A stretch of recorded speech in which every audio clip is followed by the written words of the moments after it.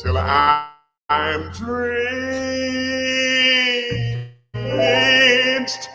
clear through. I don't care at all. You hear, let it fall.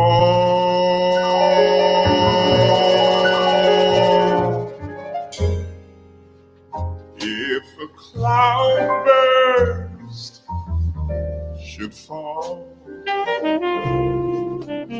while the world plays run fool rumbles, raindrops play a melody while love provides the harmony. Let it rain, let it rain, let it fall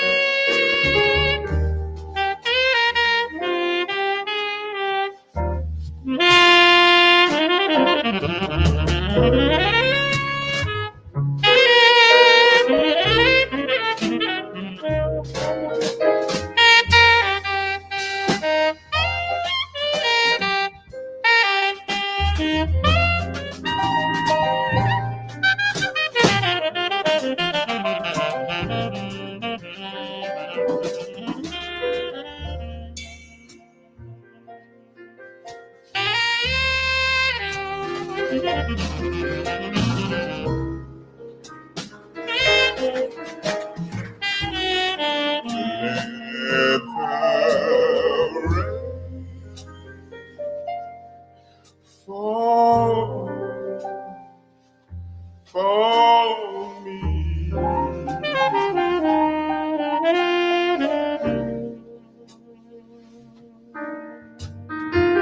till I'm drenched. Oh, clear through me, clear through me. I don't care.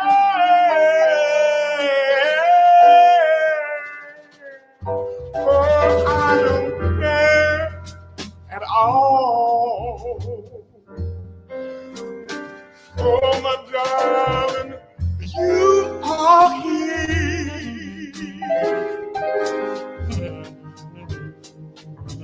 let it fall.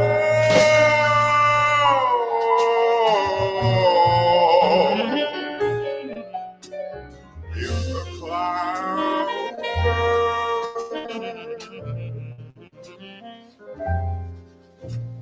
if a cloud burst should fall, if a cloud burst should fall, while the world plays,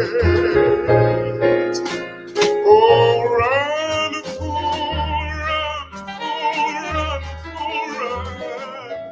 Oh, the raindrops play. Oh, a melody, while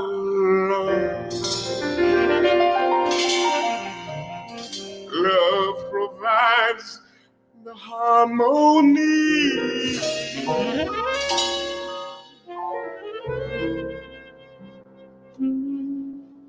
Let it rain.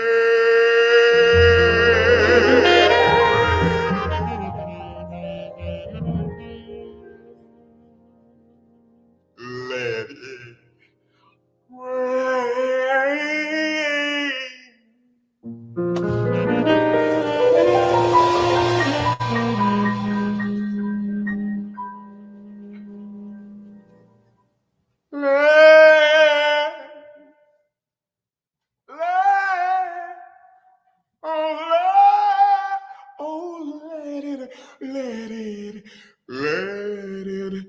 Let it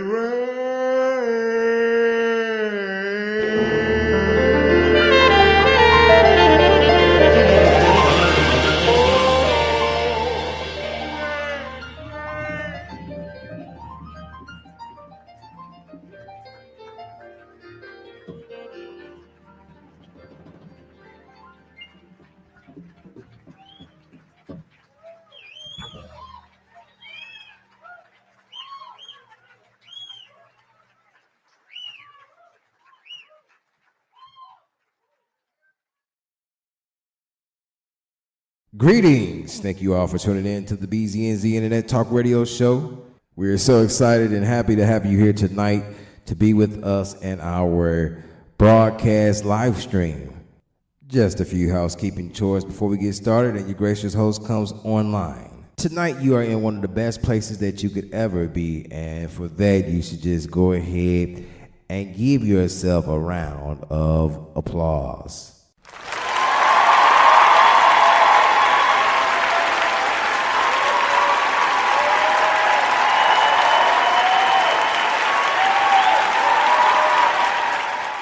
Real quick, we'd like to give you a disclaimer. The show is not responsible for anything that is said on the show. There's your disclaimer.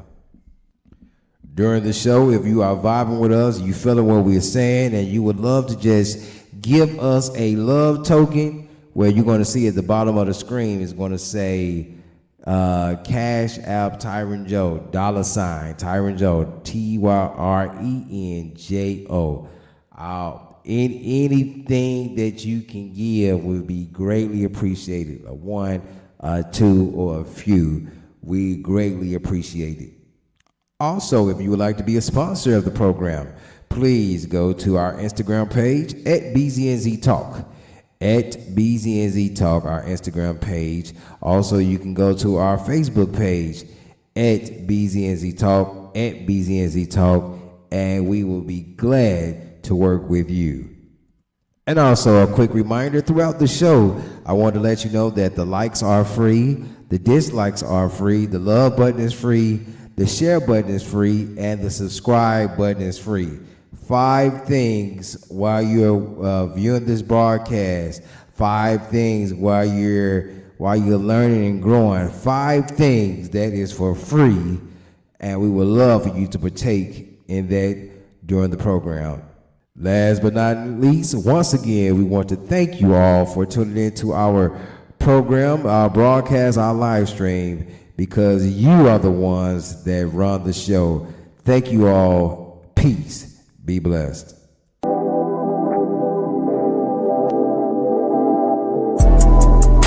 gon' talk about it. We gon' talk about it. We gon' talk about it. Situationships and relations. Tyron Joe the host, start the conversation. Too much we gotta learn. Too much we gotta learn. Too much we gotta learn. Too much we gotta learn. DZNZ, DZNZ, Internet Talk Radio. We gon' talk about it. We gon' talk about it. We gon' talk about it. Situationships and relations. Tyron Joe the host, start the conversation. Too much we gotta learn. Too much we gotta learn. Too much we gotta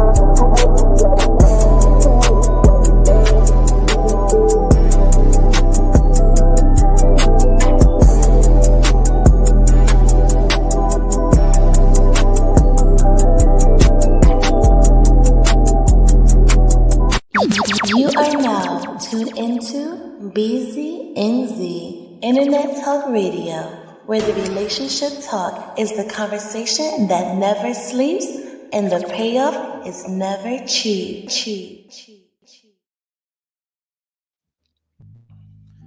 Oh yeah, BZNZ. BZNZ is back. We are back in the building on tonight once again. Man, you know what? Give yourself a round of applause. Give yourself a round of applause. Oh yeah. It's going down tonight. It's going down.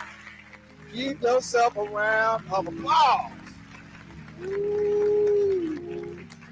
Man, sit out the alarms. Come on. Ooh, it's going down.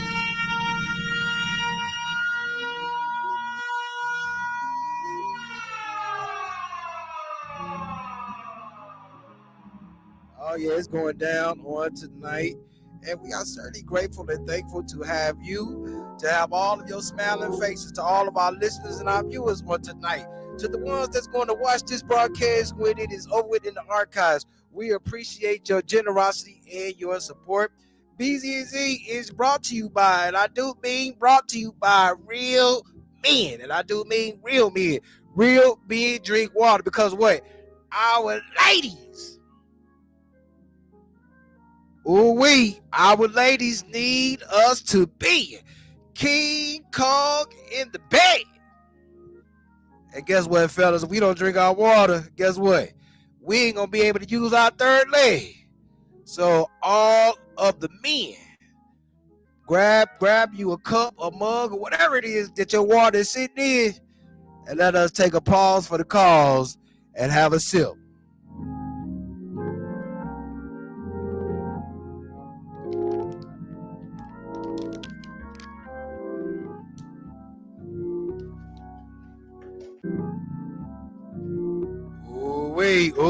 Refreshing. Every drop, every tittle is refreshing. Let us at this time, let us listen to our testimonial. When I look down, thanks be to God. Thanks be to God. When I look down, I could see the rod. All right, let us listen. Let us listen one more time. When I look down, thanks be to God. Thanks be to God. When I look down, I can see the rod. And 3 times for the Trinity. When I look down, thanks be to God. Thanks be to God. When I look down, I can see the rod. We are indeed thankful and grateful for the opportunity to be able to see the rod. We are thankful and grateful for the opportunity to drink water. We are thankful and grateful for the opportunity to live again, to have a shot at life again. You know, some people, they don't have that, they didn't get that chance on today. But we are certainly grateful and thankful on tonight that we had that chance. We are also thankful and grateful tonight that we can be able to come together as one. We can be able to come together as people and have a civil discussion and talk about what needs to be talked about. many people, they go to church and things like that to get their release. We're not bashing church, we're not bashing the pastors, but we also know that sometime in churches, sometime with the pastors, you don't hear that real talk that you need to hear. We're not trying to step on nobody's toes, but we trying to tell it like it is. Sometimes you don't really get a chance to hear what needs to be said. Come on. You know, you got pastors out there that, you know, they don't want they tithe money. Come on. They don't want their community building fund money to be shut down. Come on. So they willing to, you know, bend the knee just a little bit. Come on. To say some things to make you feel good. Come on. They saying some things to make you, you know what I'm saying, to make your heart rejoice, to make you glad. Come on. Well, you know what? We doing that here at BZNZ, but we're gonna do it just a different way. Come on. The way we doing is a ricochet effect. Come on. Oh yeah, it's gonna sting, but you know what? Come on. As it go down, it's gonna begin to feel better. Come on. Oh yeah, it's gonna begin just to feel just a little bit better. Come on. What did Mary Poppins say? She said just a spoon full of sugar. Come on. Mary Poppins said just a spoon full of sugar helps the medicine go down. Come on. Man, once again, man, shout out to everybody that's watching. Shout out to everybody that is watching on tonight, to our listening and viewing audience. Tonight we are in a closeout. However you want to look at it, tonight we are in a closeout of our Black History Month celebration, or we are in the beginning stages of women's the kickoff to Women's History Month, however you want to look at it. But we are indeed thankful and grateful for this opportunity. Apologies for coming on late tonight. We had to make a run real quick and then realize the time. But you know what? We're gonna make up for it. We're gonna stay on as long as we need to be able to. If we have anyone in the chat that want to come up and speak to us, anybody in the chat that want to come up and talk with us, we will make ourselves available. But you know what? Hey, we're gonna go ahead and get this party kicked off. I don't see nobody in the chat room. I don't see nobody in the background, so it's just me you have tonight. And you know what? We're gonna start off with a little bit of love. Where's she at? Where's love at? We got a little bit of love we're gonna hit you with tonight, because this is our celebration of Women's History Month. So yeah, I mean, this is our celebration of Black History Month, kickoff going into Women's History Month. So let's go and give you some women. Man, shout out to Love Dorsey. Require that this man understand that when I'm around, I want to be soft. I want to be soft spoken. I want to be, loved on. I want to feel wanted. I want to be in a situation where I'm going to respect you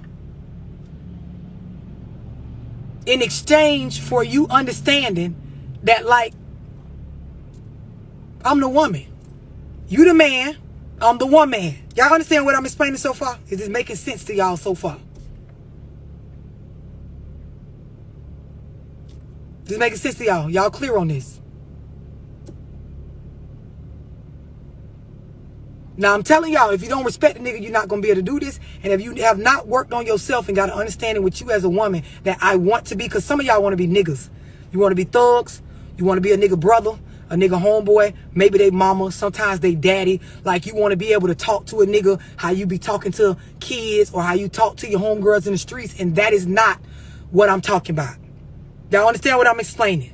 Like, you got to already have in your mind that I want to be a female. Y'all clear on this shit? All right, cool. So now when you submitting to your man, this don't mean you just listen to everything a nigga say. It means that you give a nigga fruit in the most organic form. And y'all know when I say give fruit, that means I'm cautious and I'm paying attention to what I'm handing you. When you shop for fruit, you can't shop for that shit like canned goods. You got to actually look at the pack, look at the fruit, make sure the apples don't got no brown spots on the backside, make sure the bananas ain't beat up too much, make sure the strawberries don't got no fuzz on the ones at the bottom, like, cause the top might look. You got to pay attention to what you giving a nigga. So when you speak to him, how you move, how you carry yourself in his presence, all that stuff matter. Now, I know that some of you hoes gonna feel like, well, what about them, love? Well, what if the nigga ain't doing this with you? Listen, if you with that type of nigga, that is not the nigga that's bringing out submissiveness in you. A lot of this shit I'm saying, it come natural. It don't really require you to think on it. If you with a nigga and it's really like a hard, complicated process for you to just be what you were born, which is a woman, that's not the nigga for you. And the problem is, like the live I did the other day, y'all forcing it. You're forcing these relationships. You're trying to force it to work. You're trying to force this nigga to be compatible with you because you can't even sit around him and just be a woman. The stuff I'm talking about, it's easy when you with a man, a grown man that fit the type of woman that you are. Minding your mouth become easy. Being aware that, okay, I'm mad at the nigga, but you know what? Let me think before I even start saying something. Let me gather my shit together. Like, nobody ain't got to come tell you this. You already know, like, I don't want to upset this man because he's a good man. But you know what? I ain't finna let this shit go on that he got going on. I'm going to say, but let me just figure out what, okay, I'm gonna say, you know, I'm gonna start off like this is shit that come natural when it's a nigga you value, when it's a nigga you respect. Y'all problem is right now, for those of y'all that keep writing me saying, how do I control my emotions? How do I submit to my man? Your problem is you don't respect that man.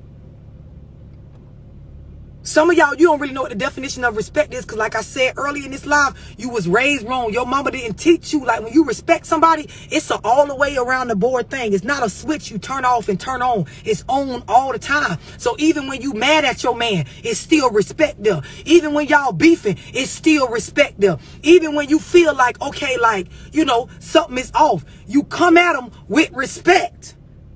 And I'm gonna tell y'all another thing. If you don't practice this in your relationship, if you feel like, oh, fuck what love talking about, I ain't on that shit, cool. When a man don't feel like a man, he will act like a boy. He will act like a bitch. He will become messy and toxic the same way hoes be. This is when you see niggas running around acting like bitches. When a man is in a situation where this hoe come at me to the point where if he stay, he gonna act just like this shit I named. Now you got your mature men that they gonna leave your ass alone, bitch. You ain't gonna even be around long enough. Like, and I'm telling y'all what I know, because when I was younger, I learned shit like this from working like in the barbershop around older niggas. Like, they used to tell me, you know, when I done said too much, not said enough. It's like, I learned at a young age, when you dealing with a grown-ass man, like a man that you don't got to help him with his basics. Y'all know the basics is transportation, shelter, money in his pocket, having his responsibilities cared for. Like a nigga that got his own credit, nigga that, you know, find his own way, solve his own problems without running to a bitch for everything. A nigga that, like, he's a man, girl. He step in his shoes and he walking them bitches. He don't ask you how to walk or for you to put them bitches on. Like, this is a grown man. When you in the presence of men like this, like, it's certain shit you don't get to do. It's certain stuff you don't get to say, certain tones you don't get to use. And I know some of y'all, you're too young-minded to understand what the fuck I'm explaining. You don't know the value in having a man around like this. A lot of y'all kids will turn out better if you had a nigga like this in your household instead of the ones y'all be having in there that be playing the video game with the jits all day and tell you on the kids when they do something wrong. But that's another lie for another day. I'm telling y'all some real ass shit. Grown men, is certain shit you can't do. It's certain ways you can't move in their presence. It's certain stuff you can't say even when they are wrong. Do y'all understand what I'm explaining? Everybody clear on this? So now if you got a nigga that you Come on. One more time. Come on. And 3 times for the Trinity. Come on. Man, shout out to Love Dorsey for those excellent words of exhortation on tonight. We probably going to come back with a little bit more Love Dorsey, but what Love Dorsey just did, she just gave you a blueprint. Come on, what Love Dorsey just did, she just gave you a blueprint. Many a times it is really extremely simple to get a man. It's also extremely simple to get a woman. But there has been a question that has been roaming around for years on top of years. And the question is simply, ladies, how do you get a man not to cheat? Let me do this quote unquote. how do you keep a man? And you know, down through the years, there have been a vast majority of answers that has been given. Some women say, "Girl, if a man don't want to be kept, he not gonna be kept." Girl, I just had sex with him, and then some of them say, "Girl, you can have all the sex that you want with a man, and if he don't want to be kept, he not gonna be kept." Girl, what you do? You keep a lock and key on him. You follow him all the time. Girl, you go ahead and put a what's that thing? GPS on his car. Girl, you go ahead and put a GPS on his phone and spy on her. I'm gonna say this. If you really, I'm gonna say this, if you really down with monogamy and you want the man you with to straight up be totally committed to you, Love Dorsey just gave you the key. You gotta understand that, man. You gotta understand the office of the man, and you gotta really be quiet. Come on now. Flip Wilson said it best. Loose lips sink ships. That's Flip Wilson. Lord Tyron Joe follows up with Flip Wilson, and he says the ones on your face as well as the ones below the waist. Come on now. When we talk about sinking ships, those lips can sink a ship. You know, you see a person, everything could be going well. Come on. Everything could be going well, everything could be fine, but then you begin to open up your mouth and say something ignorant. Come on now, you ever heard the phrase, girl or boy, you messed up a wet dream? Come on now. Say, you know what, you really know how to mess up a wet dream. Everything was oh so well. Everything was just on point. But then, you know, when you begin to open up your mouth, that was a problem. Come on now, that problem was, you know, you just changed and switched up the whole mood. And the thing is, that's what Love Dorsey is talking to you about right now.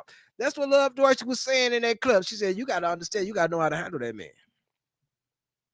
Come on now. If you know your man is a ticking time bomb, if I was you ladies, I would not say things to just set him off.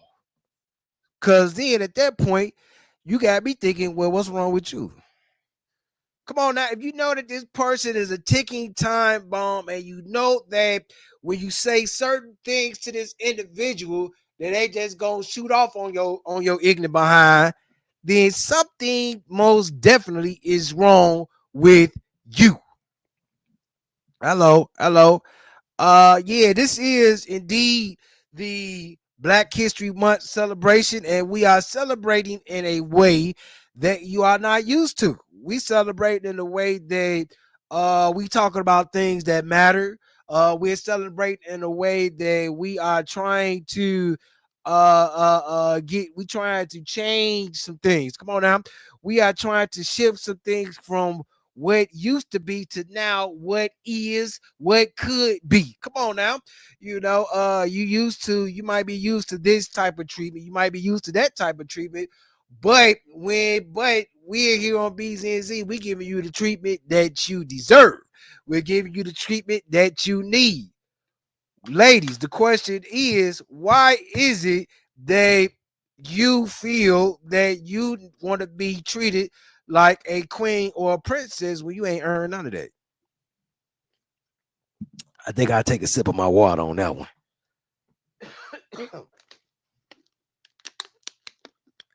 It's women out here, fellas.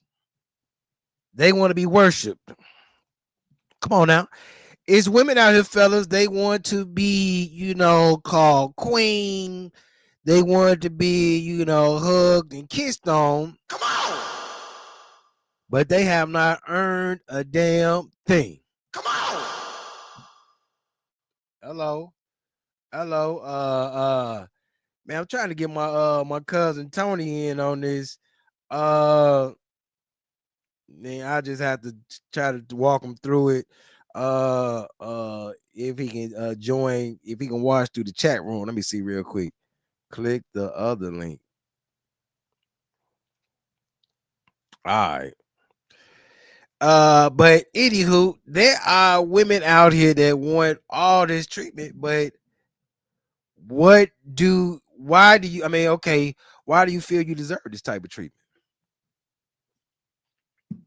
What have you done? What have you done in life for this man to give you that type of treatment? What's up, Maru? Maru is in the building. Black butterfly.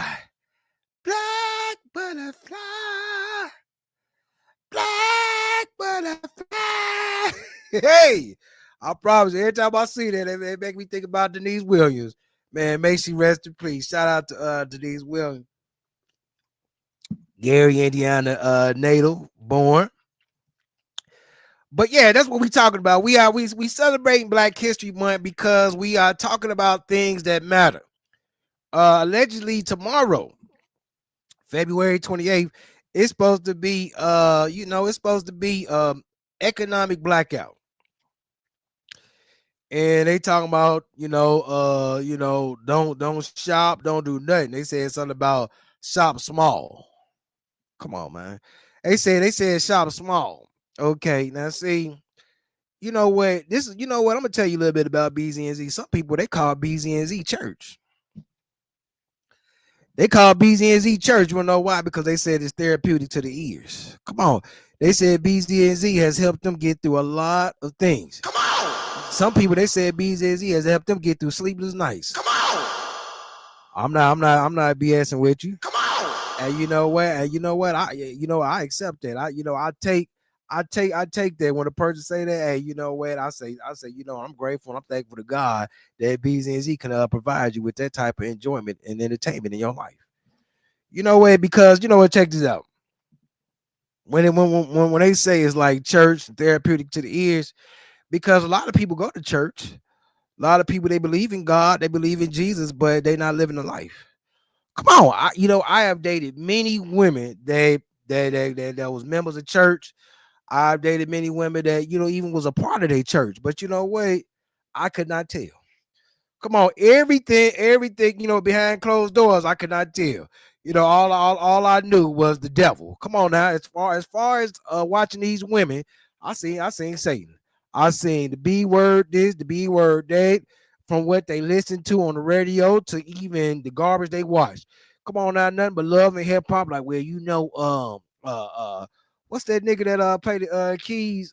He with what's her name? He with Faith Evans now. Stevie J. Well, that nigga Stevie J, he having sex with all the hoes. And you know what? That nigga, he about to get his just due on tonight. Stevie J gonna get his just due on tonight. I'm like, but hold on. Why are you watching this garbage when you are supposed to be filled with the blood? Come on, man. We're going to keep it real. Why are you watching this garbage? Why are you listening to this garbage when you're supposed to be filled and saved by the blood of the Lamb? If we're going to really be real, if you filled and you saved by the blood of the Lamb, you're up here watching some filth. So that's what I'm saying. I've been with many women that, we talking about church. This church right here, because we're going to give you what your pastor not giving you. Come on now. A lot of these pastors, they up here. A lot of these pastors, man, they up here, saying whatever just to keep the people engaged, and that's where you go wrong. Come on, they saying whatever just to keep the people engaged. Like one pastor, he been talking about boycott Target, boycott this, boycott that, and what he really need to be focused on is stop impregnating all the women in that church and focus on the wife that you just married. Okay, let's see. Black Butterfly, he said, bro, it's a bunch of garbage because they labeled it a boycott at first. Now they saying it's a fast. I don't like that at all. Hey, I'm with you, Doc. I'm with you. I got a video sent to my inbox today. Well, it was a pretty broad. She was pretty broad. She was on this video and she said if I go back and find that video, I'm about to play it. She said something about if I catch one of y'all in the store, she gonna do this to you. I'm like, if you do that to me, you might get pregnant. Let's do it again. Hey, if you do that to me, you might get pregnant. Come on. you might catch a whole orgasm. Stop playing with me. You know what I'm saying? But back to the celebration. We having a celebration tonight. We having a celebration of conversation. We having a celebration of identity. We having a celebration of ideas. What can we do to come together as people? They talking about an economic boycott, but we need to deal with what's really messing up our community. Come on now, we need to really deal with what is really destroying our community, which is, and you can see the picture. You see the picture of the lady and the man, which is relationships. That's what's messing up our community. We got people that's married. We have people that's in relationship with each other, but they hate each other. Come on now. We have people that's married taking their husbands to child support court just in case if he decide to have sex with another woman to get her pregnant, they already have their money coming to the house. We have women that is being influenced by family members telling them, hey, you know what? If you divorce him, you can get more money than you get now.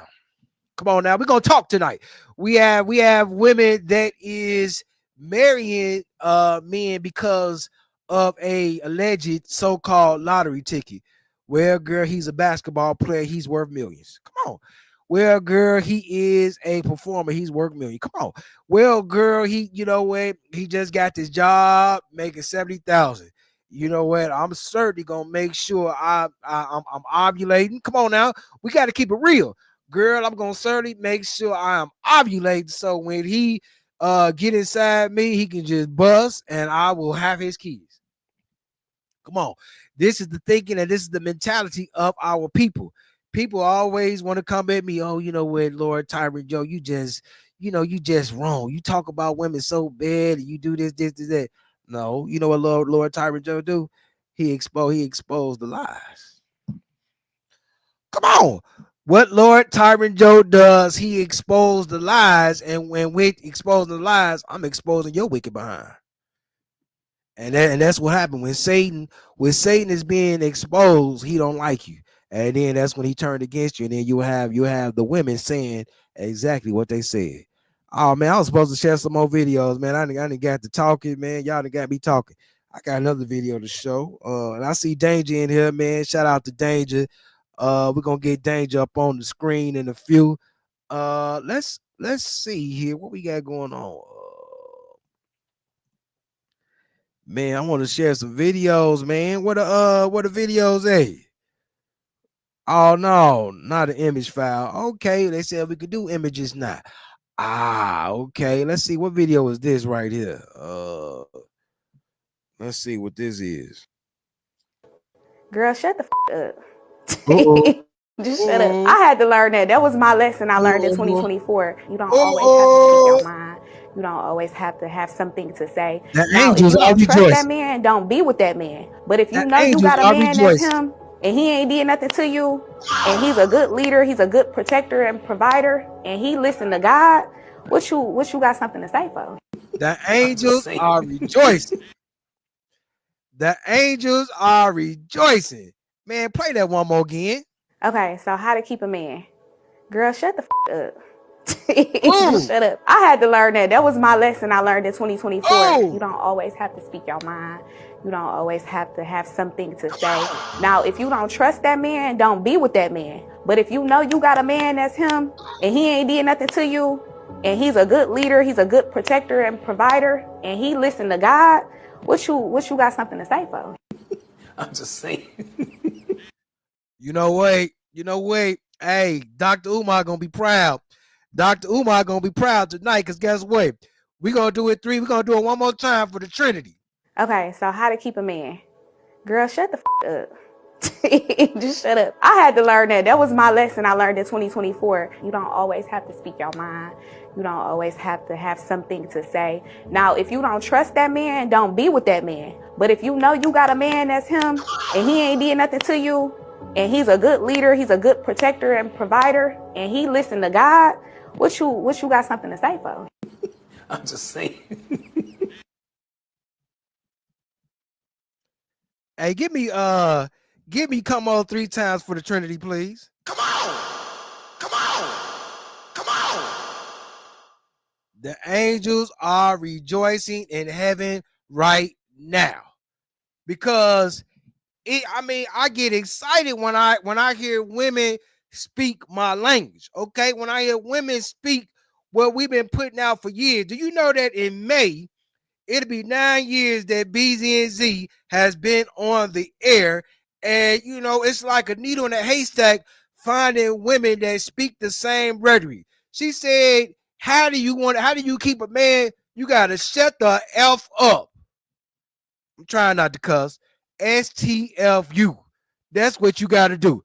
Flip Wilson again. Flip, man, shout, man. We gotta get 3 times for the Trinity for Flip Wilson. Come on. Come on. Come on. Flip Wilson said it best. He said, loose lip sync ships. Lord Tyra Joe added on to it the ones on your face as well as the ones below the waist. Man, I'm fired up. I don't know what was in that drink though. That was something that it was an energy drink I just drunk. It was something in that. Play that Charles Barkley. I sent you 3 times for the Trinity, my brother. Okay, well, hold on. Let me go find it. While I find it, we're gonna bring Danger on up on the stage, man. Let Danger cook for a minute, man. Danger.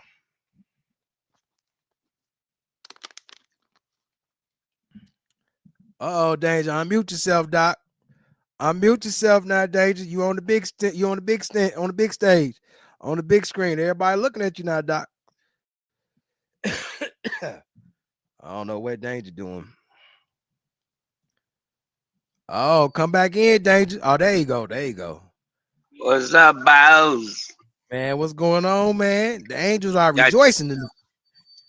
Well, I guess on that portion they would be, but I'd like to know who the knucklehead is talking about boycotting. Man, I don't know who brought it up, but you know, if I was to guess, I would probably say Pastor Jamal. I'd probably say Pastor Jamal because he been hollering about it. He been hollering about it a lot. Oh, we got a lot of feedback in the background. This is for the ice. A lot of feedback going on in the background.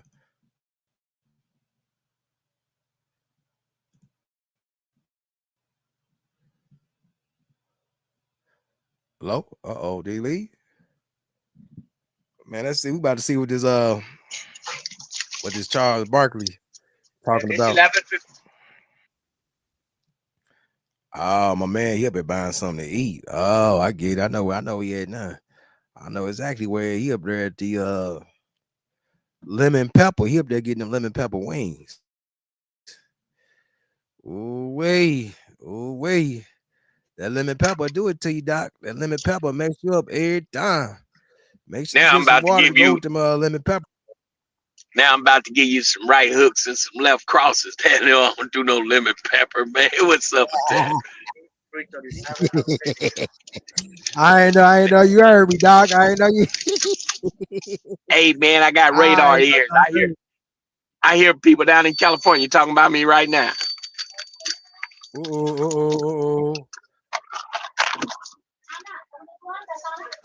So what's the setup, man?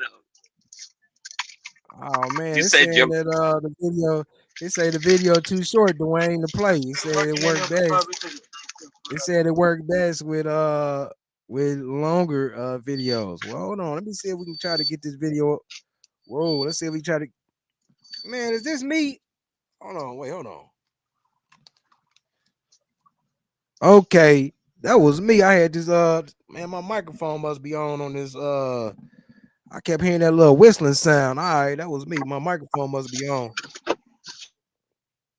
All right, okay, we're gonna get it straight now. We're gonna get it straight now. All right, there we go. I kept hearing that whistling noise. But they said it's kind of short. Man, I'm gonna try to see if I can get it up here on the screen at some point. But yeah, you said what's the setup, man? We Black History Month celebrate, man. We you know, We talking about things that need to be spoken about that you don't hear about in church.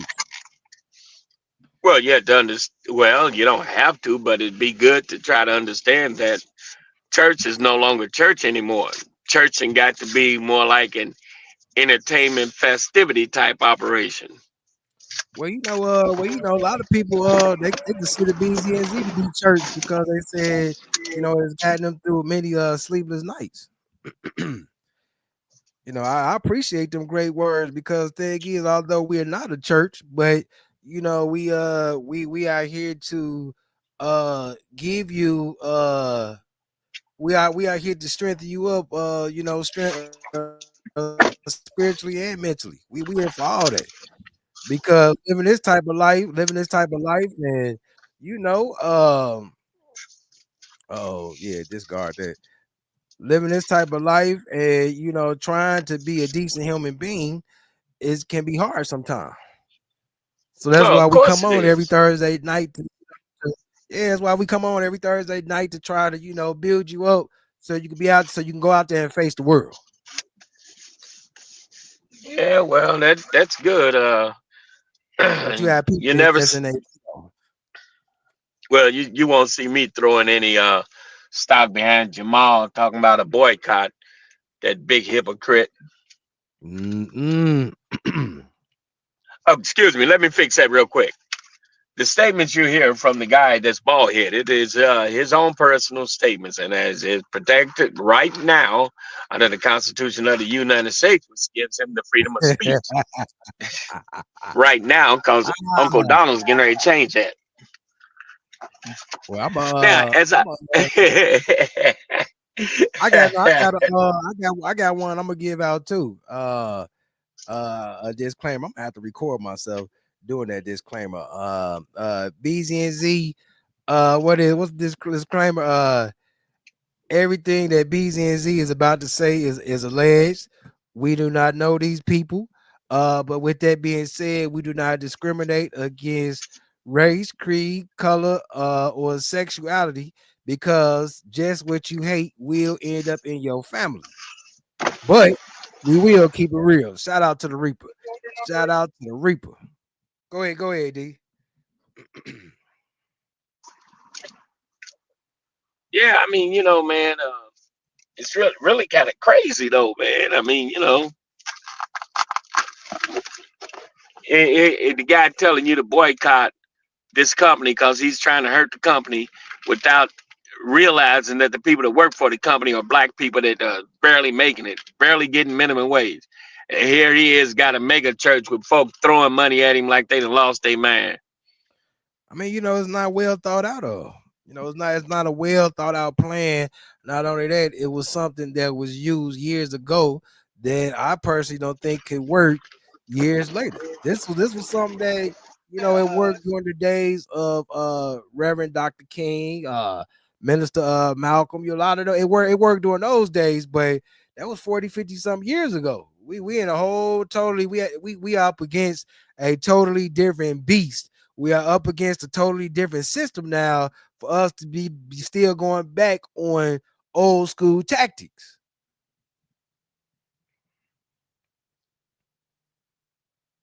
How did they fight wars? How did they fight wars back in the old day versus how they fight wars now? Come on. Well, back in the old days, they fought the wars with the poor people. The kings would use the poor people, better known as paupers, like in a chess game. Okay.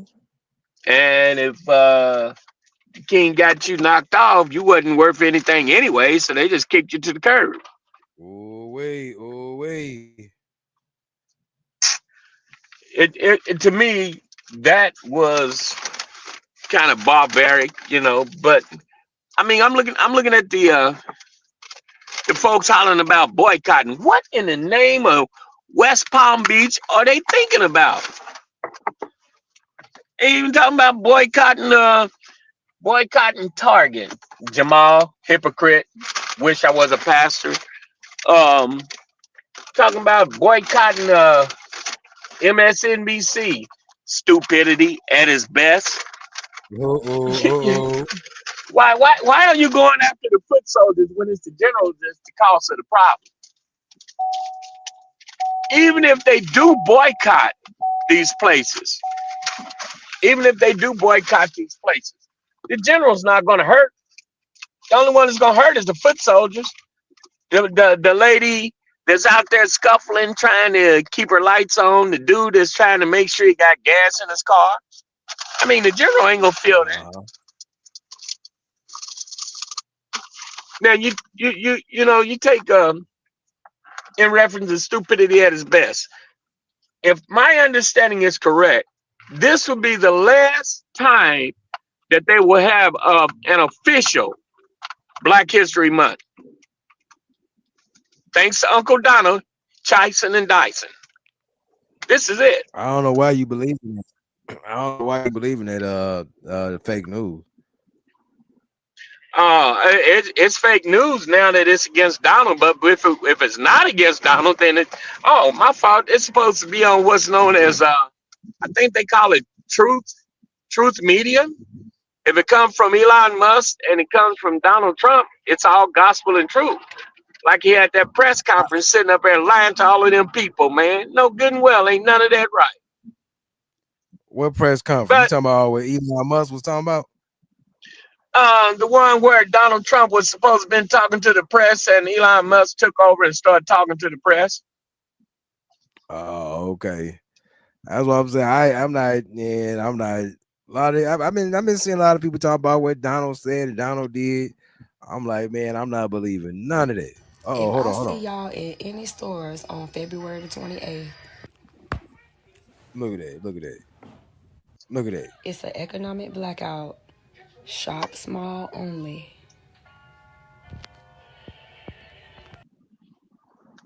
Now, she gonna mess are you telling me? I'm gonna play it one more time. If I see y'all at any stores on February 28th.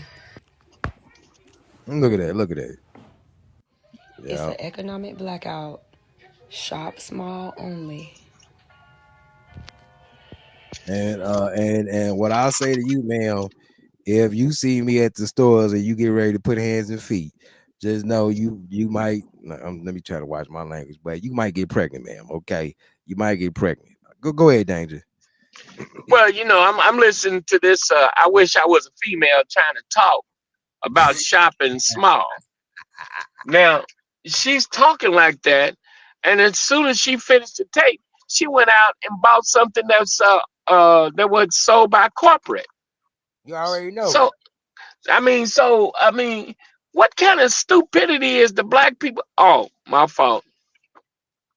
It's all the pig they're eating. That's why their brain don't function correctly. Danger. Don't get on the people in their diet. People people in a love relationship now with their food. Danger, don't do that. Yeah, I mean, ain't nothing wrong with fried chitlins and getting some of them pig feet and some of them Kentucky oysters, that stinking from here to California. Ain't nothing wrong with that. Danger about to get us canceled, y'all, because people they're in a love relationship with their food. And the minute you start talking about these clowns eating all this pig, they just go haywire. Ooh-wee. Well, I mean, look at the sister talking about economic boycott. Have the dummy took her head out of her yaness and recognized that the economical boycott would only hurt the people that are dark-skinned like her? I mean, what is wrong with people, man? I mean, come on, like the record said, somebody done bumped their head or something, called Tyrone. I mean, come on, what's going on? We just got to go back to the drawing board and think about something else and figure something else out, because we're using old school tactics, and that's why I asked how did they fight the wars back in the day compared to now? Because some armies they had bow and arrow. Well, bow and arrow may not work now. I mean, although a bow and arrow still can do what it's supposed to do. It can still do that, but armies don't use bow and arrows no more to fight. And it's not going to work in today's army no way, because we've got that Space Force laser that can count the hairs on the dime all the way from space. Okay, it's after 9 o'clock. All right, this is what we're gonna try to do. Hold on, before I get to this comment, Yeah. let me do this real quick. It's after 9 o'clock. I'm gonna drop the link because I don't know what's going on with yours, because I dropped the link and Danger was able to make it on here. It's something up with your phone that I'd have to be there. I had to be there in person to try to figure out what's going on with your phone. But yeah, I just sent you the link 2 times. I'm putting the link back up here again. Try to click on it. Read the prompts. See what it's saying. See what I is it got to get saying. some for the Because time. thing is, hold on, man. I gotta mute you, Danger. Hold on 1 sec. I see what it's saying.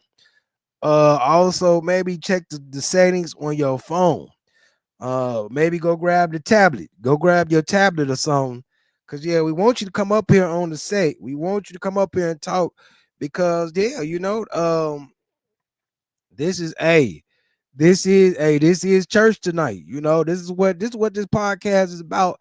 Is to have people, voice their opinion and say whatever it is on their mind. With that being said, we do have ground rules. You got to come respectful now, because like I've told many people, do not troll. Don't troll our panel, because the panel, my group of guys, they troll back. Okay, and once they begin to troll, at that point, is nothing I can do but just send up prayers, okay? And get my popcorn and my water and sit back and enjoy the show. But anywho, I see Minister Tony is in the building. So what we're gonna do, we're gonna drop the question to Danger, and then we're gonna bring Minister Tony up. Danger, you gonna have to, you can unmute yourself now. Okay, Danger. He said, explain how it only hurts brown skin. After you respond, I'm gonna bring up Minister Tony. Okay, he wants me to explain how it hurt only brown skins. Yep, and I'm gonna bring him on up after you respond. Okay, this is an economical educational spot right here. The reason why it's going to hurt the darker skinned people is for the simple reason why the jobs that are being carried on by those folks are the people that are making barely minimum wage, and they don't have any control over the company. So if they do a boycott, the boycott's only going to hurt the foot soldiers, not the generals that's sitting in the glass tower pouring out the commands. All right, Now you tell me, you tell me one company that they can boycott that don't have at least 3/4 of the foot soldiers that are dark or people of color.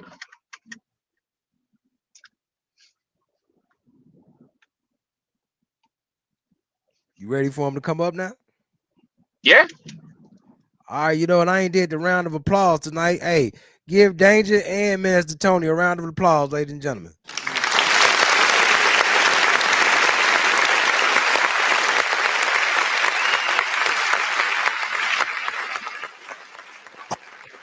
All right, Minister Tony, what's going on? Thank you for that. I guess I see the flaw in his philosophy is that the ones that are employees there that work there, it doesn't affect their pay because they're still going to get paid hourly. Some people are still going to shop anyway. The thing is, if I spend $1,000 in your establishment and you got 100 of us spend $1,000, that's $100,000 that they don't get to collect, but they still got to pay their employees. So their bottom line on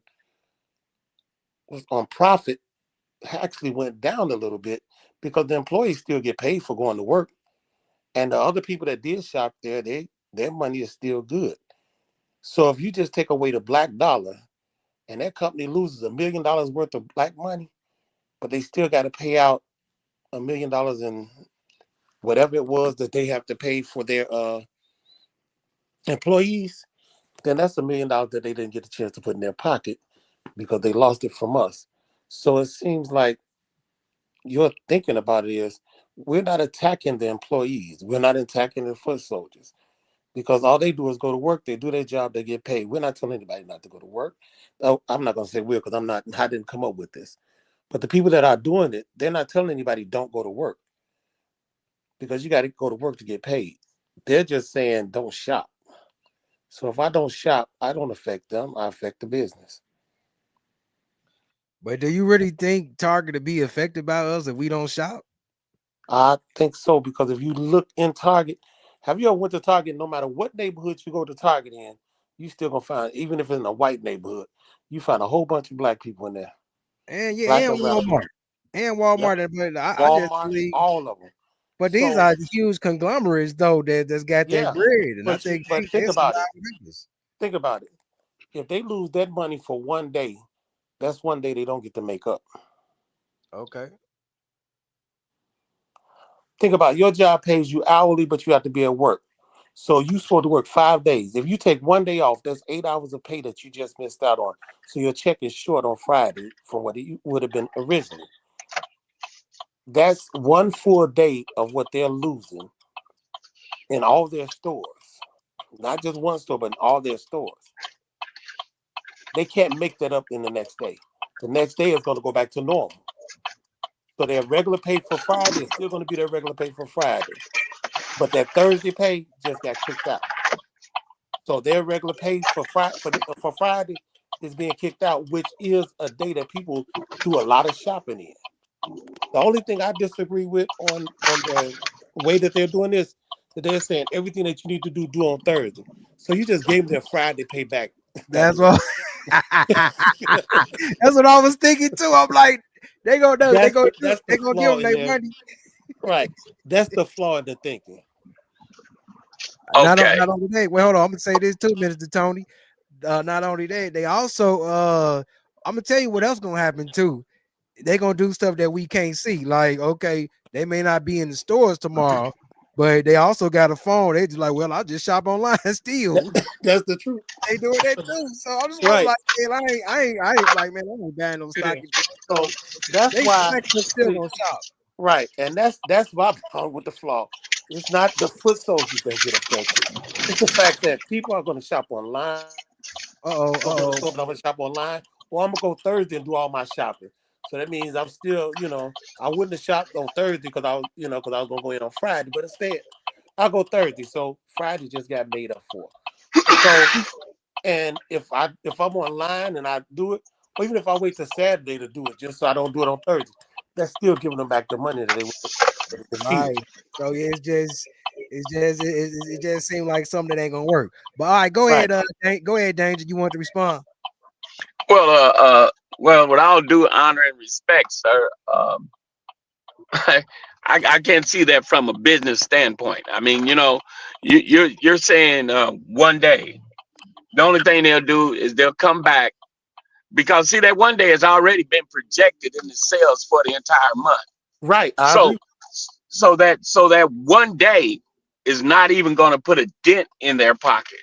That money would be made up in terms of jacking up the price to compensate for the day that was lost. So you're still going to wind up hurting the chocolate covered people that are not really able to miss a day's work. So if you boycott, you don't shop at any of the big box stores for one day. People that have not really dealt too much with business don't understand that one day is not doing anything because that one day has already been taken care of in the projected loan step. So one day is just like being closed on a Sunday. They still got it covered. So I mean I don't see the rationality. Okay, that's kind of what he just said. That's what he just said. Your analogy of being closed on a Sunday doesn't fit into this because on Sunday they're closed, they're not making money, but they're also not putting out any money because they don't have employees that have to pay on this Sunday. But I agree that one day is not going to do a whole lot of anything to any company. If you took every black person in America out of their stores for one day, it's only going to aggravate them for that day. But raising their prices will not be the issue because if they raise their prices, then that makes us say, okay, well, we don't have to go back there, period. And so they will lose on that. So they're not going to raise their prices for that one day. They're just going to basically ignore you for one day because it's not enough to take that one day knowing that, but y'all going to be back tomorrow. Y'all made it up online or y'all made it up on Thursday. So everything that y'all doing for this one day, you're basically shooting yourself in the foot. you're hurting yourself. I need eggs, but I didn't get a chance to get out Thursday, so now Friday I can't go shopping for eggs, so I don't have eggs for whatever I'm about to bake or cook, or I don't have eggs to cook for my breakfast. So the thing is, it's kind of like the thing of it's not really doing anything but making people work, giving people a day of less work, only to double their work up the next day or the day before. So yeah, I don't feel, honestly, I do not feel like this is a good plan. I mean, to be honest, I just don't feel like it hurts the employees as much as it would hurt the people who got to go right back there, and basically corporate is actually laughing at them when they do it. Like, yeah, we knew you was coming back, so we didn't care. It ain't going. I still don't see it hurting corporate as bad as it hurt the man. I don't see it hurting corporate. That's what I'm saying. I agree with you on that part. That is the only part I agree with you on, that this is not going to hurt corporate. Corporate is going to laugh at the people that did it. And that was my point too, is that I'm like, well, it ain't gonna hurt them. They're gonna still get their money. Right. They still gonna get their money. Willie Lynch syndrome. That's basically what it is. Okay. Man, hey, you know, and that's pretty much that's pretty much my whole thing. And then there's another side to it, you know. You know what, I'm gonna correct this because people think I don't like black businesses. Stop.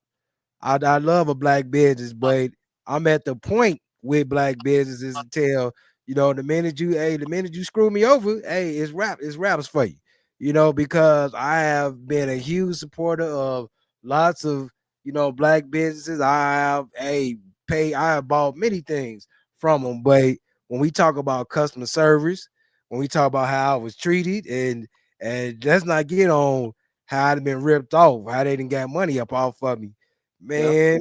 It has really, you know, did a number on me. And I'm at a point where now I'm like, if we talk about boycotting them, I'm gonna boycott a business. It's gonna be some of y'all black businesses that's gonna get boycotted from me. Now, for real, man, because I'm like, come on, man. I just supported like the main ones. We about to put them on blast. Is these black mechanics. That's why I went into the industry, because man, I'd have been cheated out of so much money with some of these mechanics. I'm like, man, please. I know that ain't what it is. Then I get other mechanics to come to work on my car. Oh man, he charged you that much for that? I was like, yeah. Like, oh man, I only would have charged this for that. I'm like, oh man. Yeah. But you know, I mean, you know, hey, it's water over the bridge. I ain't tripping no more. Hope they do good with that money. But then, you know, some of our restaurants where we the only, you know, come on, let's get the black business together. Well, you know, we black owned, so we gotta raise prices on the fried chicken and the mac and cheese. I'm like, okay, I ain't tripping on you with the raised prices, the fried chicken and mac and cheese. I was gonna buy it anyway. But man, why are the portions so small? I had to ask. Right. Hey, and if they hear, because I'm about to say their name, if they hear it, they can hit me up in the inbox. I ain't look, his place eatery. Y'all make great food. Y'all food tastes great. But oh my God, you know, I ain't been there in years. But the last time I was there, man, y'all portions was small, man. I mean, they gave you like a little small scoop of mac and cheese and a little small scoop of mashed potatoes. And I'm like, look at me, I'm a big nigga. I can't, you know what I'm saying? I'm big. You think this little scoop of mac and cheese and macaroni is gonna do for me? Come on now, I'm up here. I done paid about $15 for this plate, and you done put the little scoop. And I talked to her, I was like, look, y'all, I'm like, this food tastes great. It tastes amazing. But what's up with these size portions? They talking about, well, you know, this all we can serve right now. Woo, woo, woo, woo. You know what? I'll put it out there. I agree with you, because you know what?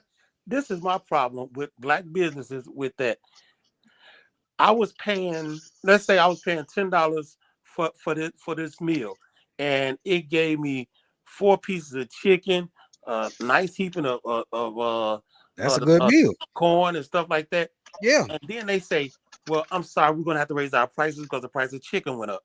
So I'm like, okay with that, I understand that. So you went from $10 to $15. Only problem is you went from $10 to $15, but now my chicken only get 3 pieces, and my corn, my side of corn and potatoes, I've come down to half a slice, and then you charge me extra for the gravy. Oh, so they So didn't if went the down. prices, Oh if the no. prices went up, shouldn't the food have stayed the same? Yep. Yeah, most definitely. Yeah. Do one or the other.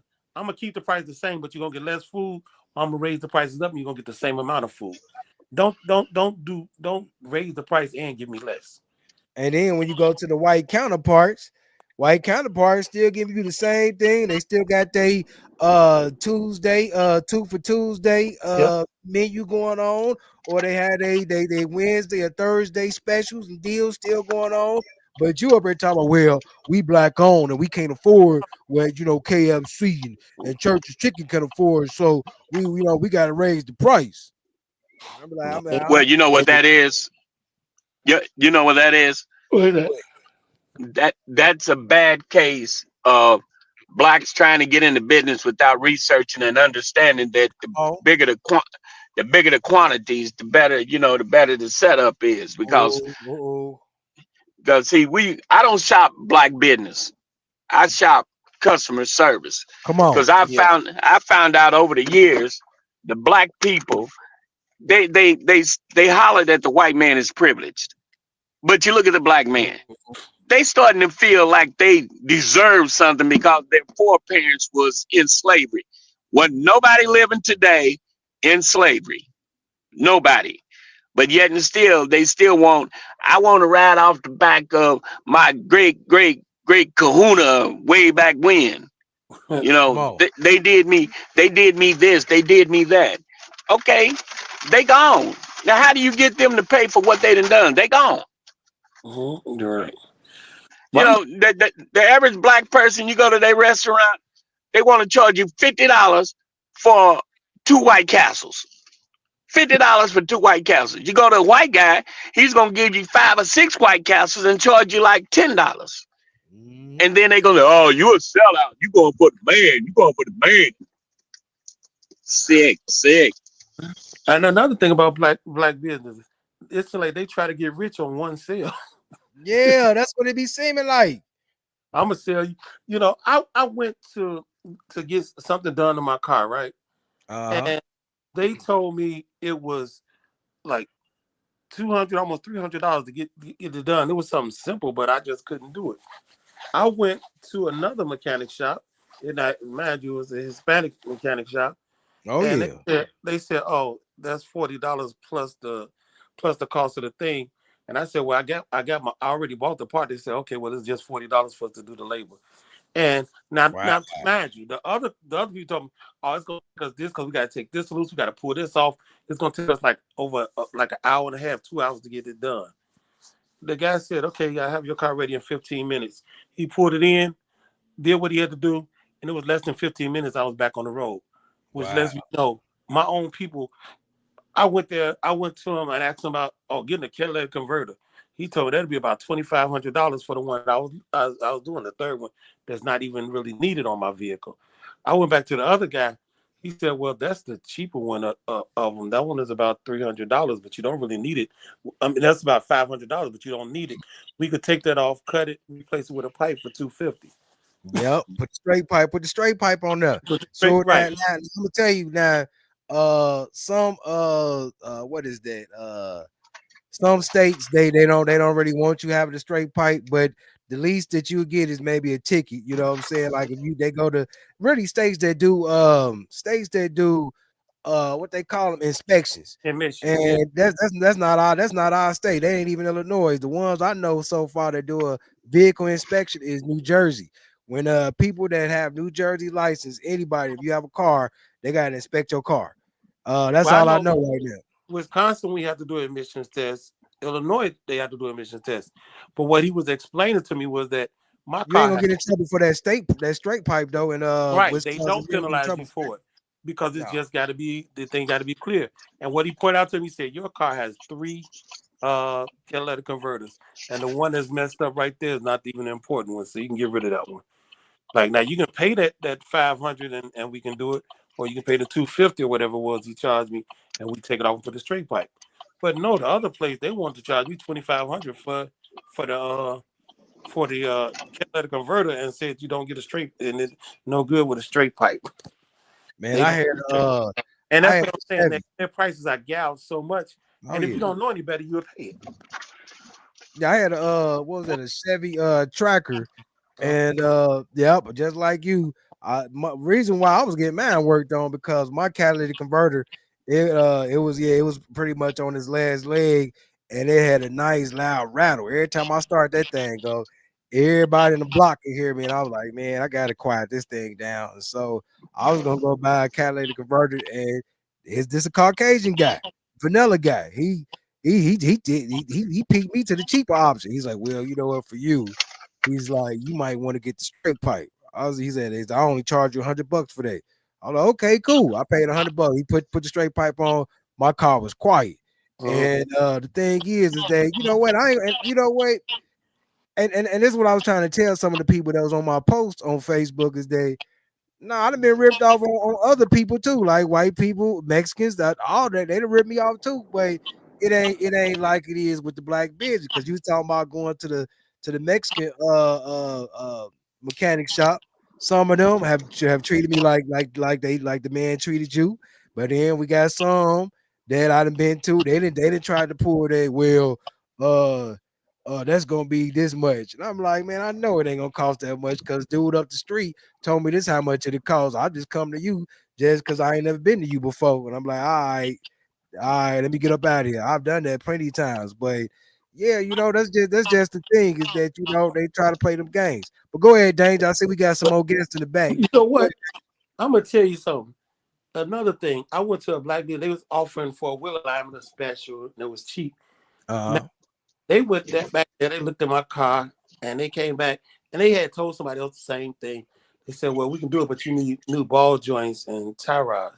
Well, they didn't know I had just got new ball joints and put on a tie rod. Yeah, they was lying. Yeah. So I'm like, no thanks.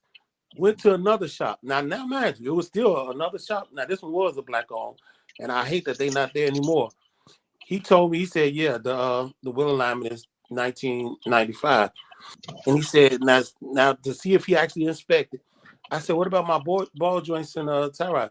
He said, well, those are new on there. You don't really need to change those.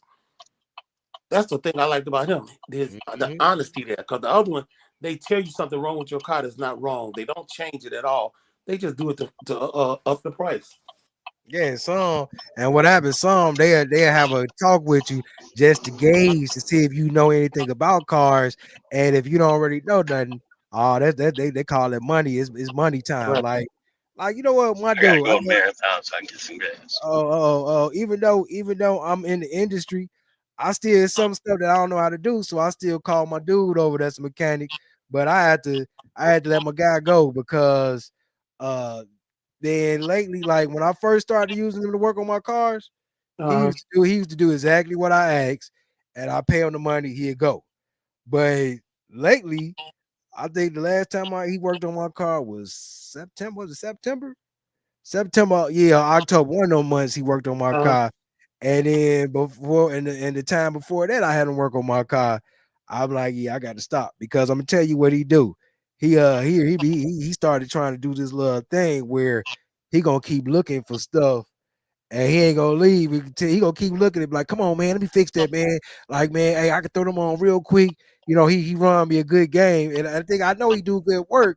So he gonna hype me up real good. Like, man, I know you got them. Let me see how he put on control arms. He put the tie rods on. He's I know you got them. He said, you always go on that website and order your stuff. He know me too. I'm like, yeah, I do. I'm like, yep. It's sitting in the house. Come on, man.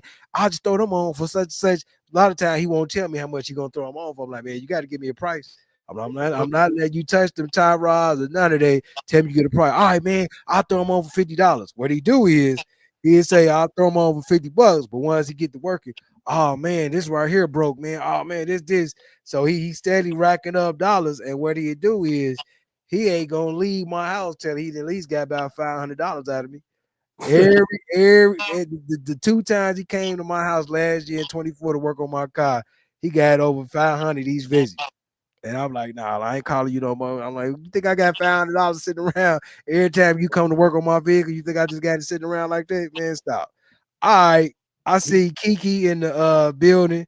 We're gonna bring Kiki in, let her cook for a minute with the fellas. All right. What's up, Kiki? She supported New York tonight, y'all. Okay, shout out to New York. I'm doing what? I said you support New York tonight. Okay. Hey, how y'all doing? Good, good. Good. This my cousin you on there with, Mr. Tony. That's my cousin. How you doing? Good. How are you? Oh, I'm blessed. That's good. That's good. Don't act like you don't know what we talking about. You've been sitting in the background for a minute, so don't act like you don't know what we talking about.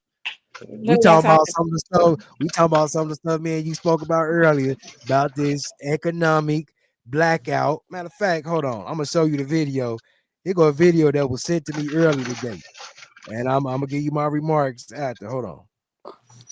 If I see y'all at any stores on February the 28th, it's an economic blackout. Shop small only.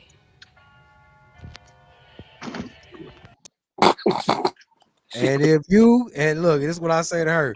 And if you put hands and feet, you might get pregnant. But go ahead, Kiki. Give us your take. Give us your take. My take on the blackout.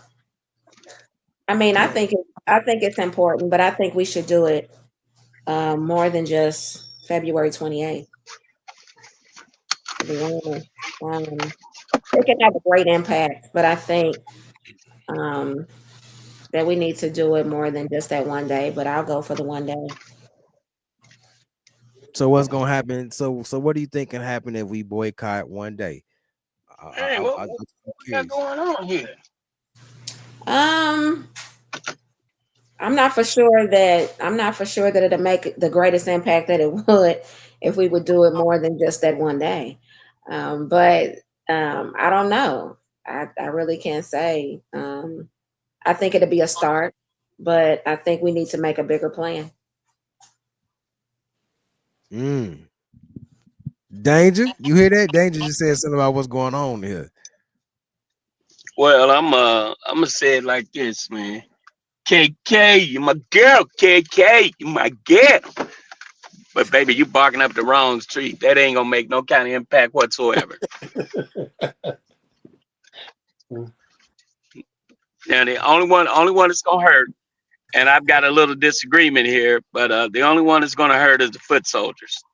It ain't gonna bother the top man on the shelf that's calling out the orders, because he done already did a 2 to 3 year projection of where the sales gonna be at.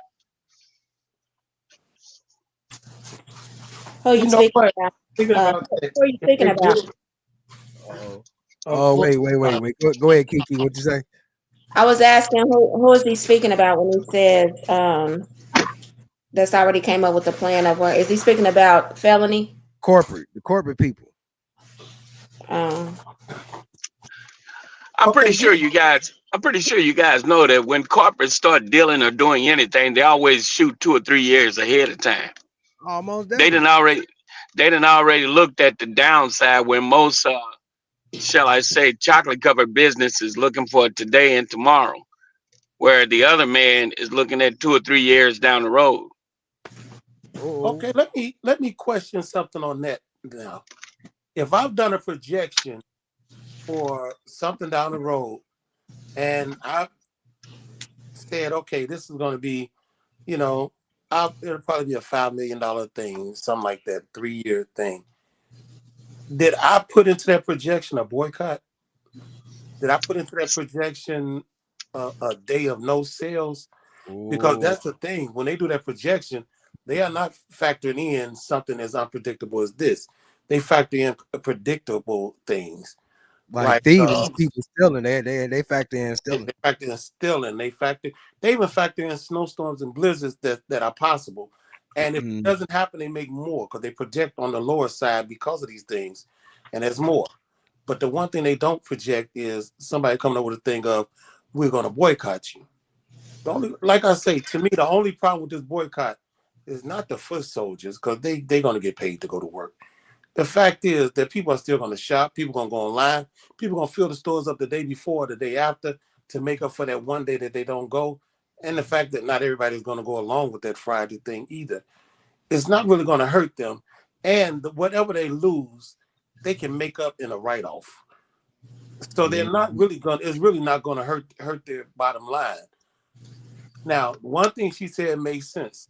It takes more than one day to do this. And it takes more than just boycotting, because people are not gonna you got to give them a reason for boycott, and you got to put protests together. It takes a lot of work to actually hurt a corporation.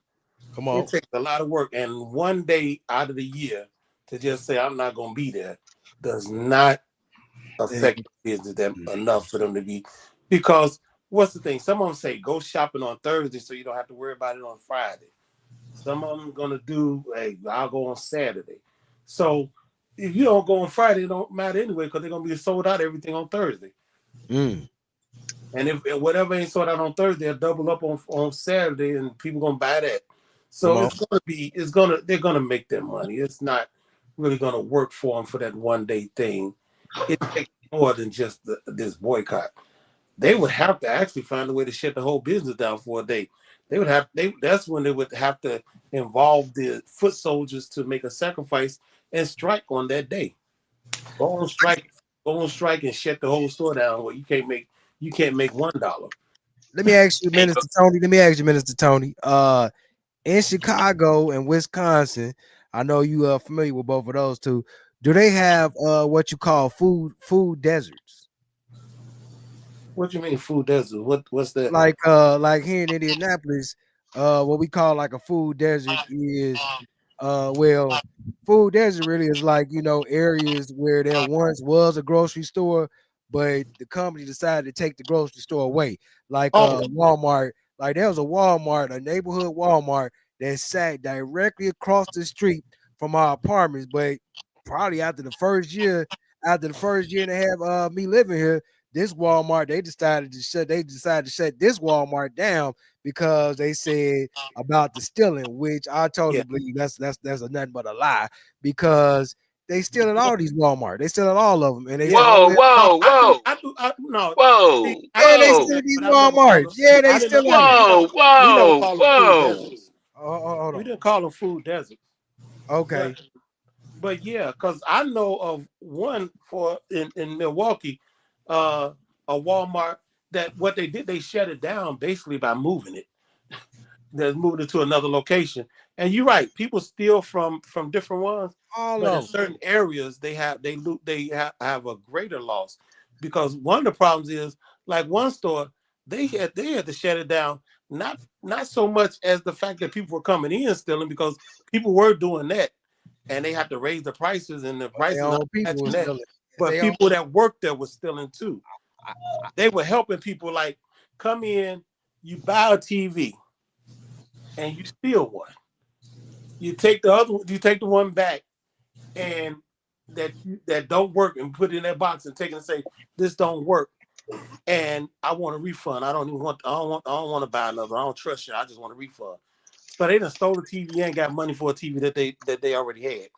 Yeah, they do that a lot. And you know what? My point for even bringing that up is because it's a lot of Walmarts that has been taken away from certain areas, a lot of Kroger's, a lot of Aldi's, and guess what? These companies still standing. A lot of Targets has been shut down. The company's still standing. So my point is to say, if they could shut down a whole bunch of they buildings and still stand, what is a one-day boycott gonna do?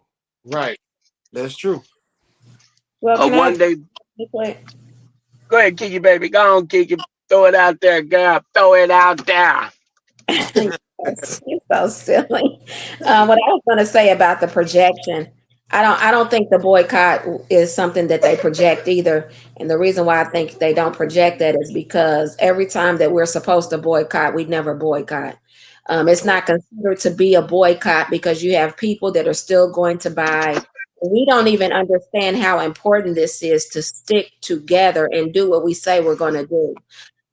If we do that and be consistent in doing it, you can start off this one day, but it need to be another day next month, and then from that time on, just be consistent with it. The job can get done. Oh, it can get done, but you have to have strategy. You have to have strategy, and it can be done. it can really be done. And the statement, it can be effective, and it does not have to be pointless. But our people have to get to where we put that darn that what you can say, our hands in our cars, and stop buying. We buy impulsively, and the dollar's not spinning around the hood. Whoa, pump the brakes. Whoa. It's not. Hit the brakes. Whoa, hit the brakes. It's not. Go ahead, Danger. That's not what's happening, though. It's not. Go ahead, Danger. Well, why? Okay, you said the money's not being spent in quote unquote la hood. That's French for the hood. I said, let me take it back. Let me take it back and restate it for those other people. What I'm simply saying is our dollar or our $2 or $3 is not doing anything in our community. Is that right? It's really not. And the reason why it's not is because we are divided. And until we unify and become one and do this together, we do a lot of talking. We do a lot of debating. We do a lot of going against each other. If we stick together, it can happen. Wait, you know what? Not going to happen in this lifetime. Not going to happen in this lifetime. And I'm 300 years old, and I know it's not going to happen. No, I know that you think that it's not going to happen because we're going by a past that we keep sticking to, and still at the end of the day, every race knows it. We do not stick together. And see, some of the negative talk needs to stop too. We will do it. We will be great. We will succeed. We will accomplish. We will elevate. We have to stop. Let me finish. We have to stop doing that. Stop speaking negativity into an atmosphere that we can clean up. There is power in doing things the right way. There is power in doing things in a positive manner or saying positive things. There is power in being unified. But until we break the cycle that we've never broken and we don't unify, it will be the same place, same time, still talking, doing nothing. That's what it will be. But we can be greater. Yes, and I'm going to give me a Pepsi because you just gave me a mouthful of Willie Lynch syndrome. Now check this out. Hey, now look. You there, T? Yeah, we listening. Yeah. Oh, okay. Now check this out, man. I hear what she's saying. But look at the chocolate people of today. And look at all the hard work that was done in the past. The chocolate people today have basically shot themselves in the foot for everything that's been accomplished over the last 100 years at least. You got chocolate people running around here robbing chocolate stores. You got chocolate people running around here knocking chocolate people in the head. And the first words out of their mouth is, I hate the white man. The white man this, the white man. Stop it. Stop it. Take accountability for what you're doing. Why do we have food deserts in certain parts of Indianapolis? Number one, the employees that come there and say they want a job, they're stealing out of the cash register. They're letting Bobby Sue run through here without paying. And then you wonder why there's a food desert. You can't make any money if you're being robbed by the neighborhood as well as your employees. So what's the best thing to do? Cut the costs. Go ahead, pack up and go somewhere and do it as a write-off. Why do you think these Dollar Generals and Family Dollar stores stay so raggedy? They stay raggedy because what they do is at the end of the month, they do a write-off. And everything they can't find, they put the blame on the neighborhood. It's in the neighborhood is stealing that stuff. You want to know something, Danger? I don't see too many Dollar Generals, Dollar Trees, Jordans, or even Sharks in Fishers, Carmel, Westfield. I don't see too many of that. Wait. We ain't gonna let y'all come up there. Come on. Drop it like it's hot. Why is that, Danger? We ain't gonna let y'all come up here and destroy our neighborhood. You see how y'all act down there.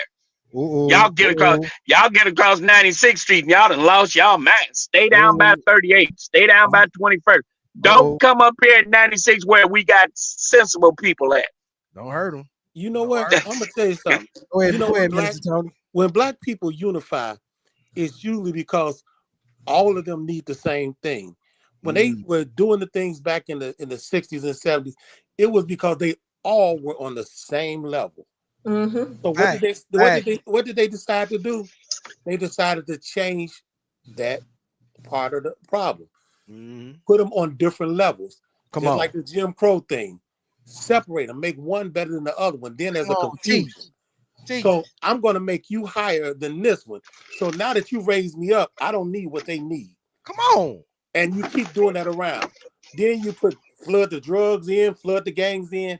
Now you got everybody at war with each other. Not realizing we still on the same level, because I'm never going to reach the level of that person that's above me. Come on. The thing is, we don't understand that. And one of the things we need to understand, it's economical too. We don't put our monies together for resources or for anything. Come on. We spend money outside. We don't bring it in. We don't band our money together and say, you know what?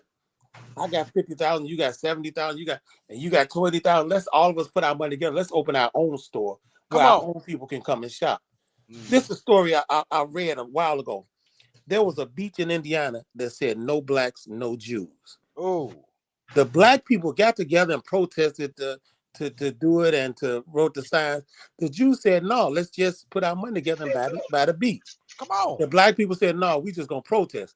Well, what happened was the Jews got their money together. They bought the beach. Now the beach belongs to them. You can't tell them what to do. And it's still banned the black people. All they wanted to do was a bunch of talking and marching.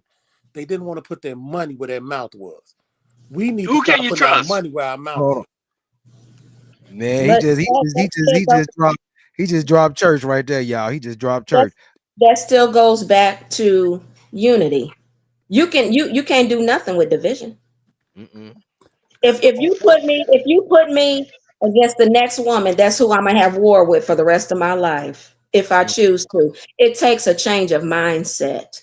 And until we change our mindset and be greater in our mindset, we won't do anything but, like I just said, run our mouth and talk and talk and talk till we've done nothing. There's no cycles being broken. There's no solution base. We talking about a blackout. What do we do after the blackout? What strategic plans do we have? What plans are we actually making to win this? Because you can win it. But it's going to take a change in mindset, and you cannot go into new places with an old mentality. You have to shift it. That is up to the individual. That's not gonna happen. The problem is we need That is up to the individual. That is up to the individual itself to change the mindset, and it's also up to us collectively to change what we do and how we do what we do. That's the whole point. That's what I just said. The problem is the old mindset is the one that we don't have. Because back when they had that old mindset, they unified. It got things done at a slower rate than it could have if they would have did it economically. And right now, if there's 30 people that can think alike and have the resources, they can work together and build something, and that will start other people. Okay, Danger, you're gonna have to get muted. Danger, you're gonna have to get muted. Go ahead. You know, if you just get a few people that have the resources to do something, you know, and they do that, it will start a chain reaction. The problem is we can't find 30 people to come together to do that. Even in our elections, in our own neighborhoods, we see nothing is changing, but we keep putting the same person in office because we recognize somebody come with a new idea. So what? We don't know you, we know him. My thing is, you had 20 years of chances to make things better, and it keep getting worse. It's time to put somebody else in. But we don't do that. We got King Dwayne. King Dwayne on set. Yeah, we got King Dwayne on set. We're gonna let King Dwayne come on in and cook a little bit with us tonight.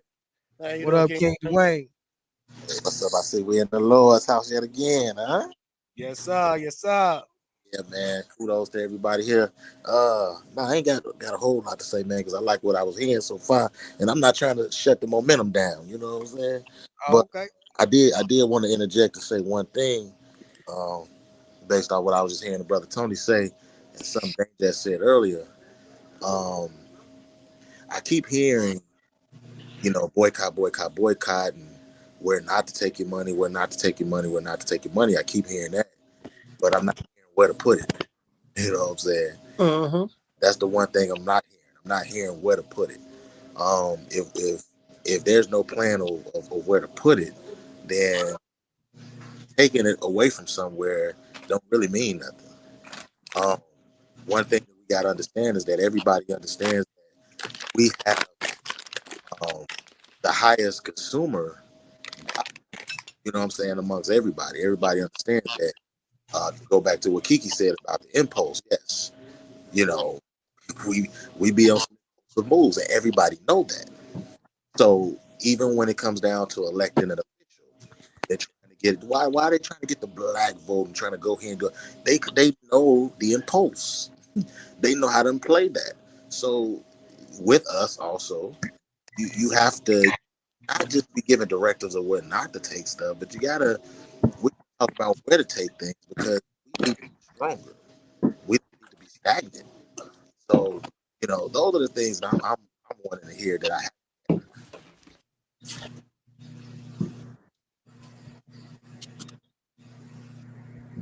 All right, go ahead. Somebody talk. I got to take a break. I got to take a break real quick, but y'all go ahead and keep the conversation rolling. I got to this water I've been drinking is trying to do Oh, something. well, that's all right. That's too much information. Just get out of here.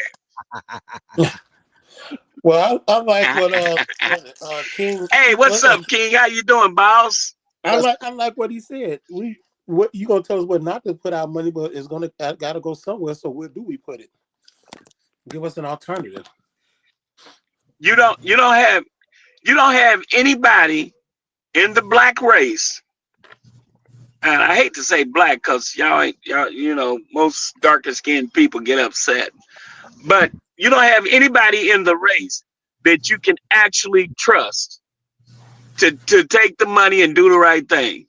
They coming down on Al Sharpton. They coming down on Jesse Jackson.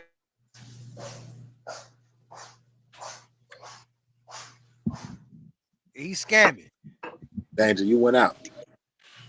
Jesse Oh, not he even did? around. But to say that there's nobody, who is nobody it? that you may know, but there's some innocent and honest, or should I say honest, black people that will do the right thing, that do the right thing. You can't say that there's nobody in our race, in the black race, that does that. That Okay, almost throw me sounds like somebody out there. Throw me a fishing line. Throw me somebody out there that I can trust. well, you know what? If I was gonna say that, I would just say just any random name. O.C. Booker. Okay, O.C. Booker, it's a pretty good name, but I don't like the way it sounds, so I can't trust him. See, that's the problem. That's the mentality. That's the mentality of the whole. That's the mentality for the whole. Well, I hate to make a blanket statement like that, but that's the mentality of most of the people that consider themselves black nationalists. Because see, one thing they'll say is that we need to put all our money together. Okay, what happens when we put all our money together? Black Lives Matter, Al Sharpton, Jesse Jackson, this little cat down in Florida that thought Donald Trump was going to put him in the cabinet, only to find out Donald Trump does not want black people in his cabinet. Even after all the talking that the senator in Florida did to build up Donald, he didn't as much as get a spoon of sugar from Donald. So who do we trust? You can't We trust don't the trust black them. churches. Black churches are pimping harder than the guys on the street. Well, you know what? I'll put it this way: some churches are, some churches not. But the thing is, you don't. The problem is, if your mentality is already not to trust anybody, you're never going to find a person to trust. Right. You just not. Okay, throw me somebody out there I can trust. I did. You said you ain't like their name. Well, I mean, come on, man. Somebody named OC. Come on, man. Come on. Work with me, brother. Work with me. Throw me a Well, fishing line out there. I gave you a name of somebody that is well known, well trusted, and has always done right. But you don't know it. Okay, and that person that you said has all the qualifications that you believe. Okay, so who else can back up your stands on that person? Give me at least 5 people. Let's see. There's Clifton Page, Earl Chessier, Kerry Washington. Okay, now let's I can keep going on with names if you really want now let's take it for what it's worth. Those people that you're naming their names of, remember, there's 350 million people in America, 350 million, and you're going to need at least 3/4 of them to contribute so that the quote unquote black dollar can have an effect. Now, how many of them people do you really think is going to invest their money in that person than the people that you call their names out that's not investing in their own community? The names that I called out, I'm pretty sure all of them would, plus about 1,000 more. It's just not that type of thing. One, he's not into politics. Oh, well, he couldn't even get it. If he's not into politics, he can't even be trusted with the money. You said that politics are the people that seem like you can't trust with the money. I mean, you know, I'm going to say this much. The person I named he is a bishop. And he's somebody who does not look for higher ranking than what he already has. He's not trying to move up in the organization. He's never taken a salary from the church. He's given more to the church than he's taken from it. He's always there when you need him. He answers every call. Can I be honest? He's a true man of God, and I trust him with my life. Can I be honest? You can be honest, but it don't mean. Okay, now I'm gonna be honest. You can be opinionated. I'll say it that way. You can be opinionated. Okay, I'll be honest. I don't even know the guy, and I'll shoot you straight from the hip. Is he a member of an organization? Yes, no. He's a member of an organization. Of course, I just said he's a bishop. Okay. Now, you are familiar with the terminology of what the tampered with King James Version said a bishop is, correct? Mm-hmm. Okay. Therefore, he cannot qualify to even hold the money. I mean, I don't get me wrong. Wait a minute. Whoa. Hold up. Let me fix it up. Let me fix it up. Not according to the words. You making stuff up now.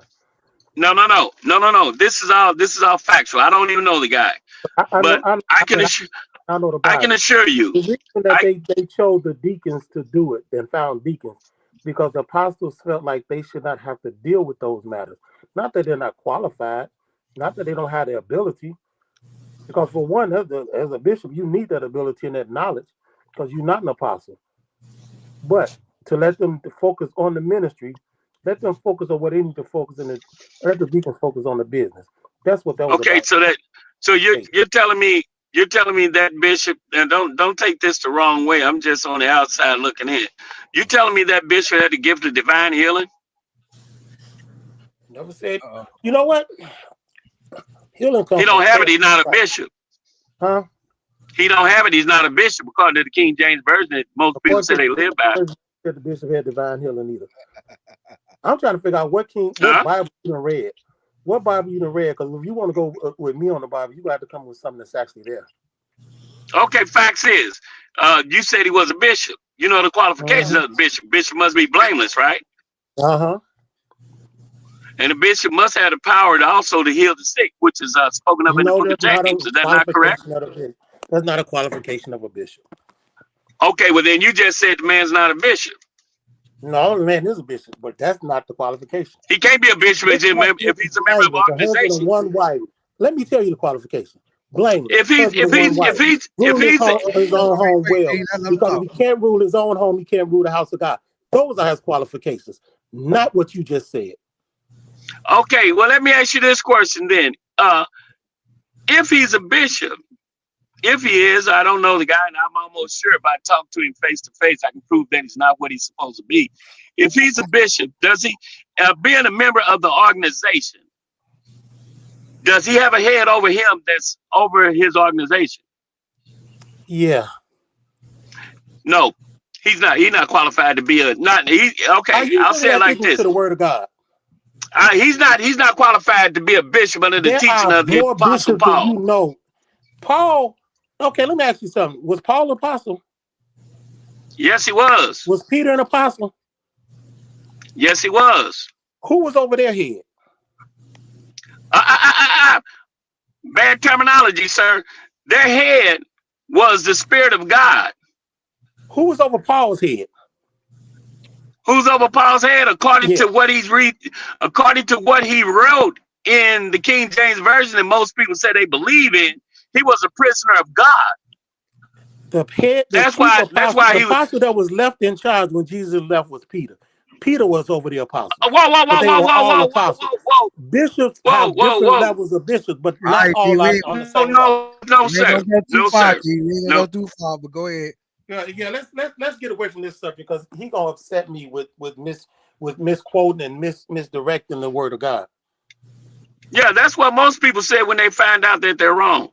They always say people take the word of God out of context. No, I'm showing you that you're wrong, but you don't want to accept it because you come up with your own interpretation of what the word is. You come up with your own. If he's, you're gonna say what it say and then misquote it. Oh, did I misquote anything out of the book?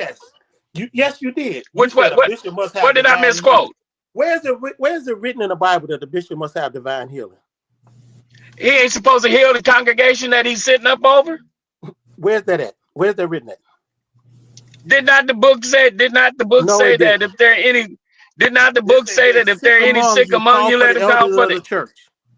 Okay, so your bishop. How can your bishop? How can the bishop be in charge of a church and not have the spiritual discerning to see what's going in and out of the church? That's the whole point. Who says that he don't? Wait a minute. In order for him to do that, he's got to have the spiritual anointing of the power. Who says he doesn't have that? The guy that said that he can't heal. Healing is not one of everything. There's more. Oh, okay. There's more gifts, but healing. Okay, so more. He's one of those bishops. He did on the cross. You are mixing terminologies here, and you are confusing the words. So we're gonna stop talking about it right now. So whatever question you're about to ask we'll stop because I'm not answering it. Huh? I'm not answering. Okay, we'll stop talking about it because a lot of people get touchy when they find out that the man that they're calling a bishop is not qualified. Okay, well, I'm not qualified to be a bishop. And a lot of times when men get those titles, you know what? Cuz I'm about to leave this conversation because he's about to really take me to a whole other place. We ain't gonna do that. We ain't gonna do that. Let's get back. We're gonna get back to talking about this economic blackout. I think Q had something to say, so I'll let Q jump in. Let the guys take a breather. Let the guys take a break. Go ahead, Q. Take a Pepsi. I think I'll take a Pepsi. Okay. I'm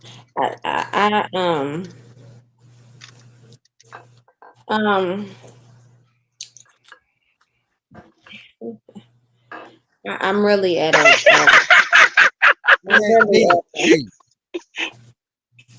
at a loss for words because and I'm not even gonna be obedient. I'm not even gonna be obedient and talk about the black dollar. I'm the only woman sitting on this thread or post or video. And what I want to say is it's okay to have conversation. It's okay to have perspective. It's okay for all of that. It just really is. But there has to be a respect in the room. Mm-hmm. And there has to be a way to address things. And one thing, I will say this, one thing we don't want to do is misinterpret the word of God. We don't We don't want to do that. And it brings me to a thought. It brings me to a thought that when you work for corporate America, and I'm talking about corporate America in great offices and corporate, there's two things they don't allow you to talk about. That's religion and politics. Mhm. And the very reason why they don't allow it to happen is because we get a little emotional when it comes to what we've read. And I'm going to say this. Sometimes you can read a story 12 times and get an interpretation different every 12 times. At the end of the day, can can we just can we just speak what we're going to speak, and we don't have to debate everything. We don't have to debate everything. In all things, let's do things in love. But there cannot be a disrespect on here while I'm on here. And I'm not even the head. But there has to be some type of way for us to get across what we're trying to say and respect the other person. That's and I'm sorry for being disobedient, but I just want to say that because we're good. We want to love more. We want to do better. We want to create solutions. We want to have good conversations. We want to do all that. So my apologies, Tyron, for being disobedient to what you asked me to do, but I have to go by atmosphere too.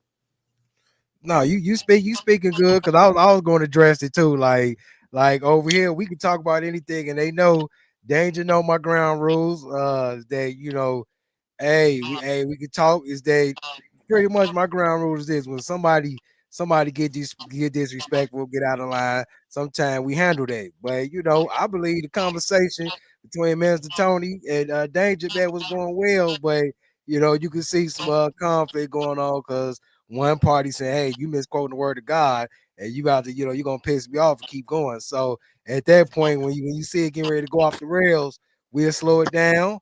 We'll slow it down and we'll move the subject. We'll move the subject to something else. But I think King Dwayne looked like he had something to say, and we'll let him come in and say something.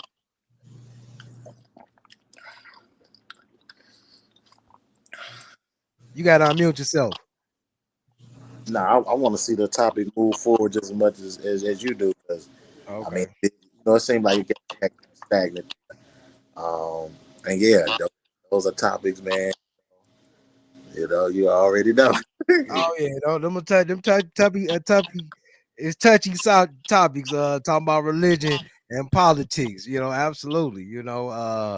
I speak. Wait, I talk about it a lot on the podcast, but when I'm on Facebook, no, because it be so many people want to ask you 1,000 questions. They want to be keyboard gangsters. I'm like, man, I ain't got time for none of that. But on this podcast, I know the minute you get to getting out of line over here on this podcast, I'm about to, throw you about the stage real quick. You about to get bounced about the stage as soon as you start talking out of line, out of pocket. But I'm like, as a man, as a grown man, yeah, we can certainly talk and be civil. But once the shots get fired, then we ain't even talking about politics or religion no more. We talking about why your mustache look the way it do. You see what I'm saying? We on something totally different. We ain't even on that no more. So I mean, hey, man, and you know what? And this is part of the Black History Month celebration stuff that needs to be talked about. This is part of the reason why we don't have too much unity because when we get to discussing ideas, it'll go from, hey man, I disagree with what you said to now you talking about how the person look. So like we done went from shame, insults, guilt, the need to be right. Anyhow, but yeah, that's it. This is part of the reason why that black economic shutdown they trying to do tomorrow. Why it won't work? Because it's a lot of inner work that must be done within us. Why is it so many black marriages end up in divorce?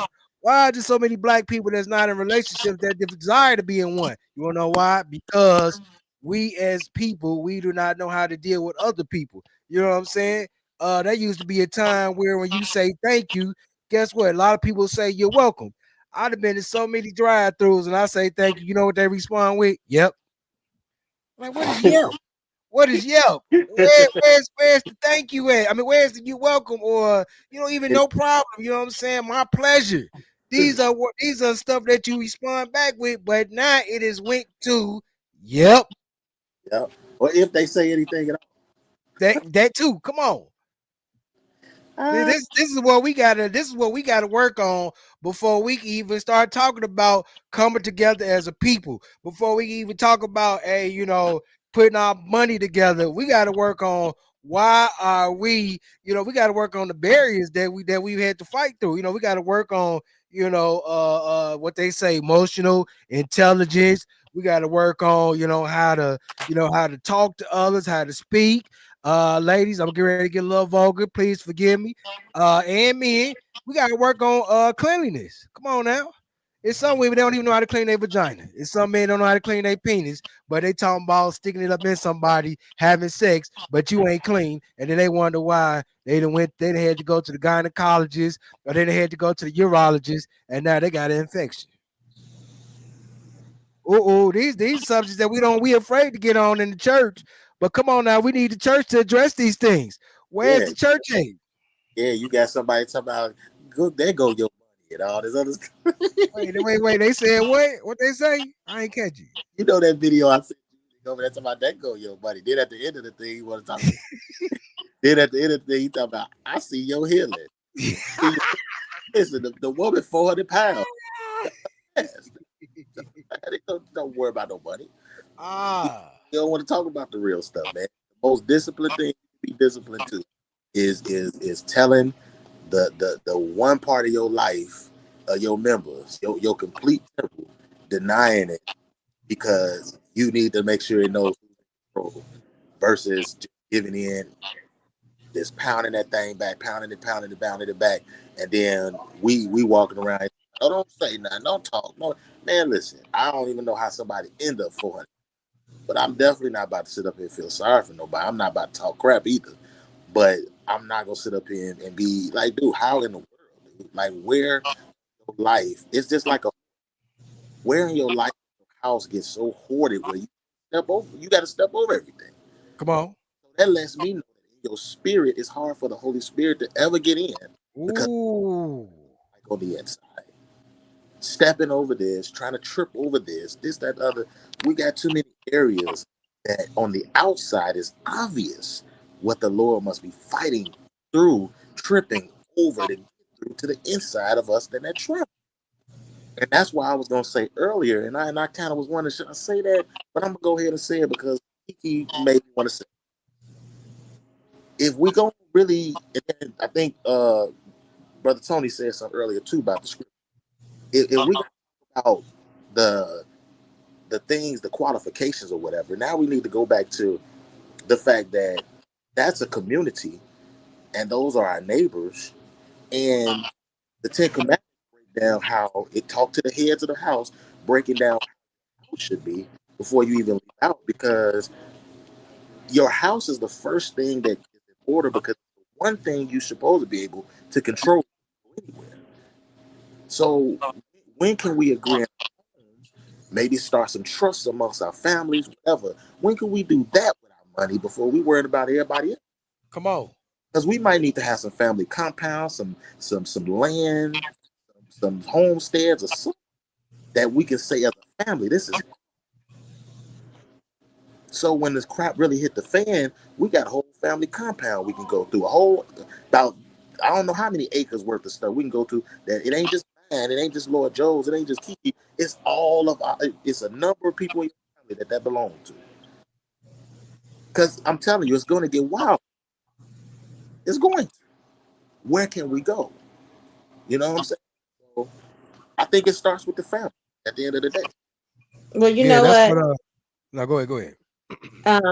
You know what? To piggyback off of what you're saying, King Dwayne, is that, you know what, we have the order of things wrong. So our order isn't right. Even when you look at it this way, God's supposed to be the head, right? Then you have God, man. I got it. Hold on. I'm about to I'm about to pull him up. Okay. Where we at? All Are right. Yeah, I'm about to pull it up for you. God in Christ, Christ in man, man over woman, and woman over children. right. And so we've lost the order. And then to piggyback off of what you said about walking in the house and walking over clutter, you know when that happens? That happens when you have a cluttered mind. There's too much noise in your mind. You can't break free from the noise. So there's things that you can step over to keep from dealing with the clutter in your mind. But until you deal with that clutter, you won't clean up nothing else. That's a mindset. If I'm not free in my mind, I will do things to keep me locked up.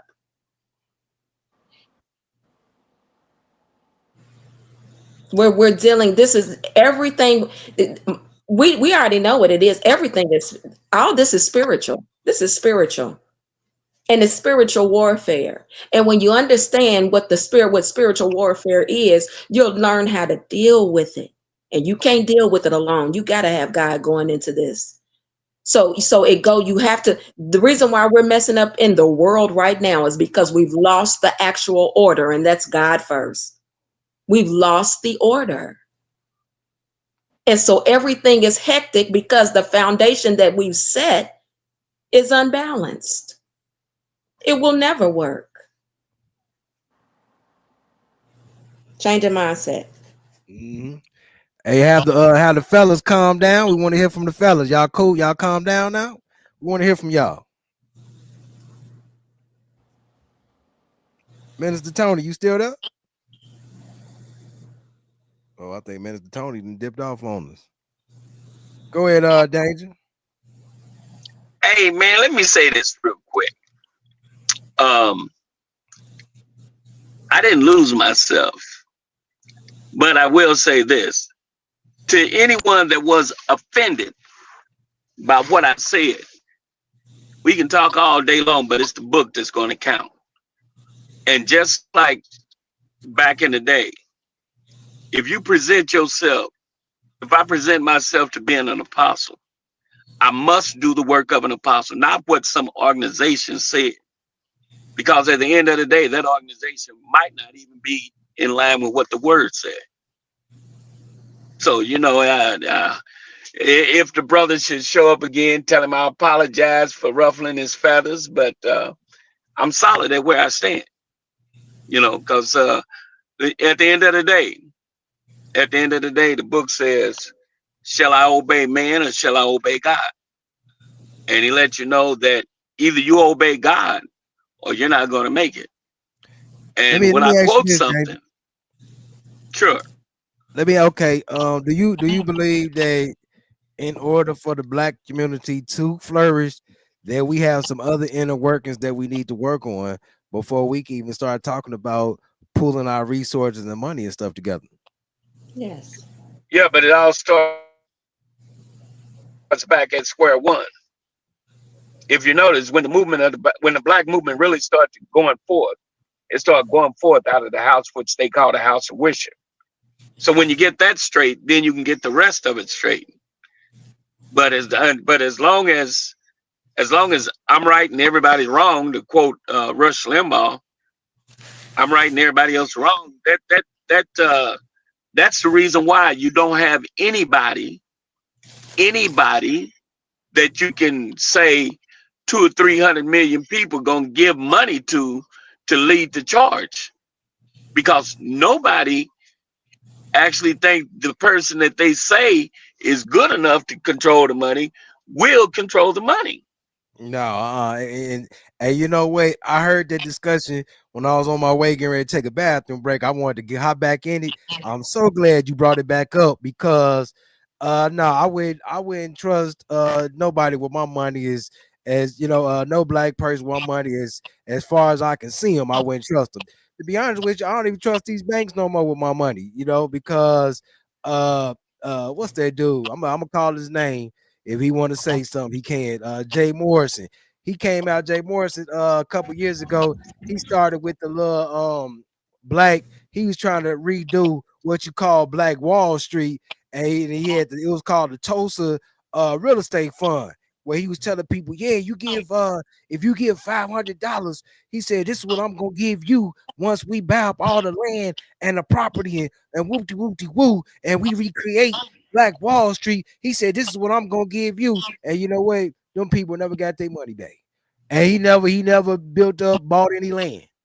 None of that, but he took their money. And it was some people, man, they put so much money in there too. I mean, you go on YouTube, you'll see the videos. Man, one guy, I think he put about close to $1 million. He put about close to $1 million on that real estate fund, and nothing yielded. Like, nah, we can't trust nobody. And you know, I heard somebody say Reverend Al Sharpton. God knows I could never. Reverend Al Sharpton, you know, they said it's out there. They say that Reverend Al Sharpton is a paid FBI informant, allegedly. They said he an informant. Why would I recommend our people to give our money to him? That's why I say we got some inner workings that we got to work out amongst ourselves before we do any of that. You know, I mean, Danger said we'll never have it in this lifetime. I'll say I don't see it happening soon. I don't see it happening right now because it's just too much. Like, okay, let's say it's gonna be some people tomorrow that's gonna boycott, but it's gonna still be black people going in that shopping tomorrow. I mean, that's just guaranteed. Let's just say we had a group of people that said, you know, we had thousands of black people that said, yeah, we're gonna boycott those stores tomorrow. We ain't gonna shop, we ain't gonna do nothing. It's still gonna be black people. What Mr. Tony said, he said that, you know, back in the time of Dr. King, we was all on the same level. We were until they introduced drugs into the community, until you know they introduced the main one that I was hoping he didn't say was, you know, the welfare program, where, you know, you couldn't have a nigga in the house if you was a woman, a black woman. You could not have a nigga in the house, where they sent paid agents to come to your house and to see if you had a man's shoes in the closet, to see if you may had a suit or something that a man would wear. You know, this was back in the day where they would come to your house just to see before they gave you that little, you know, $50, $100. They gave you your food stamps. They gave you your chain of your voucher. Come on now, your voucher to get the government cheese, to get the milk, to get the bread, the eggs. You know, all these non-perishable items. Before they even gave you any of that, they had to see if there was a nigga in the home. And this is what helped divide us up as black people. I just say the Honorable Elijah Muhammad, he taught separation. He taught separation over segregation. And you know what, I kind of like that, because what he meant by separation is, like, okay, black people, how about we all stick to ourselves, let the white people and whoever else do their thing. And because that's what you got when you look at the Mexican community. The Mexican community, they stick together, they do their thing. That's why a whole bunch of them, that's why you see 8 of them riding in a small Chevy Cavalier. Come on now, we're gonna keep it real. That's why 8 of them riding in a small Chevy Cavalier, 8 of them living in the same house. You don't know why. They understand unity, they pulling their resources, they get things done. But the black man that's down at the end of the totem pole, we still can't get it together. What's that character on Life name? Can't get right. We still can't get right. Go ahead, y'all. You know what, Tyron? I think that what we don't understand is that we're more powerful than we think. But we're more powerful together. I think about we're so behind the mark, yet we're bought with a price. If you dangle money over our community, somebody's going to take it, because we're bought with a price. We don't even understand that. I cannot be bought.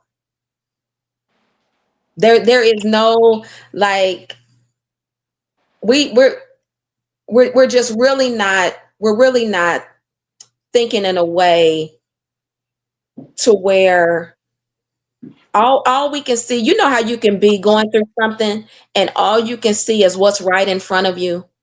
You can't see through the tunnel. You can't see on the sides. But all you can see is that problem, that issue that's right in front of you. And you will let that take you down before you understand that even though this issue is right here in front of me, there's another side to it. It's not going to last for long, but we're behind. We're behind the mark. And we can sit and we can talk about solution and strategy, but if we don't put something in place, we'll still be behind. Can we please get this together? I have children. I want them to be okay when I'm gone from here.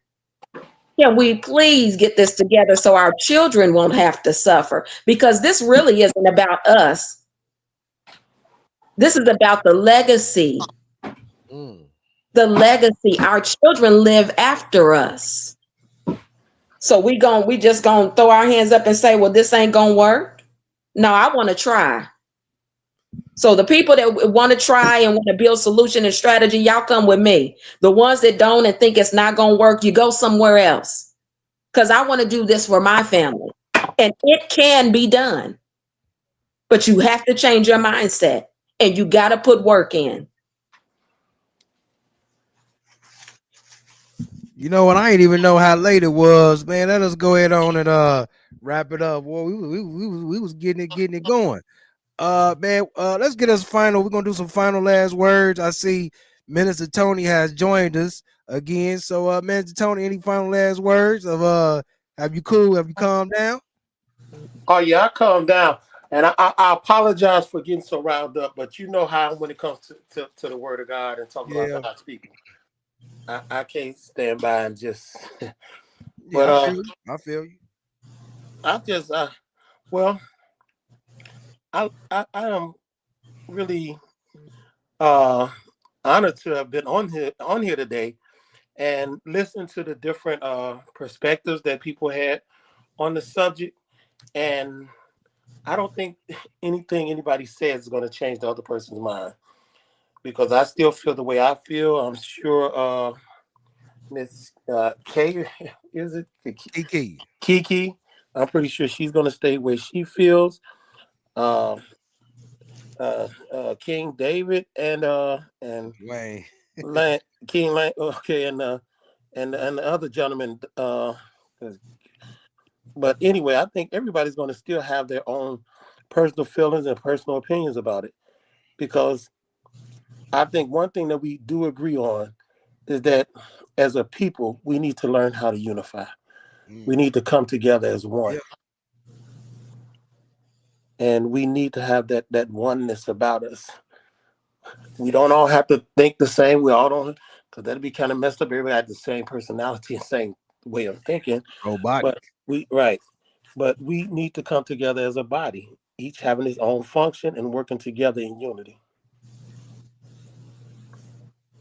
All right, appreciate it, Minister Tony. Yeah, come on back next month. It'll be Women's History Month, along with the greatest month of the year. It'll be Women's History Month, and we got some things planned. You know, we might have since Q is on the scene, we might have Q give us a speech or something. Let Q sit back and drop the monologue for one of the shows and give us the woman's perspective. I'm always curious and interested to hear the woman's perspective. And you know what I say? Hey, that's why Kiki is on the scene, because when she come through with the woman's perspective, it's normally a good one, unless we talking about dating and relationships. We don't want to get on that. Anywho, we'll be back on that next week. But anywho, shout out to Mr. Tony. Let's get final words since Kiki left, and let's go to Kiki. Why you gotta do me and I'm laughing? All right, let's go to Danger. We'll be back to Kiki. Let's go to Danger. Hey, I'm gonna spit this out real quick. Great show as usual. You know, I like the different perspectives everybody's putting out. But then again, I stand by what I say. I'm right and everybody's wrong. But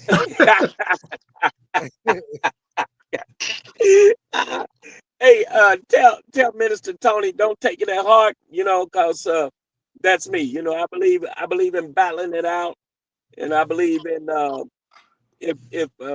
believe politics, religion, it don't work in the corporate world, but also look at what the corporate world has done to us so far. Oh, So maybe they should have that conversation. But in the words of a very wise man, he said, "Come, let us reason together." wise. Let us reason together. So, hey, King Dwayne, good to see you, man. Since y'all gonna have Women's Month next month, I think I probably better set out because I don't want the women to get too upset at me telling the truth. Because in the words of in the words of Gene Hackman, who has left the scene this Oh week. man, that's foul play right there. I seen Yeah. what they said happened. I think that's foul play. I ain't gonna get on it tonight, but I think that's some foul play right there. Well, it's like he told Tom Cruise, "You can't handle the truth." Hey man, I'm out of here. I gotta be at work at 3, so you guys take it easy and enjoy yourselves. Kiki, you're my girl.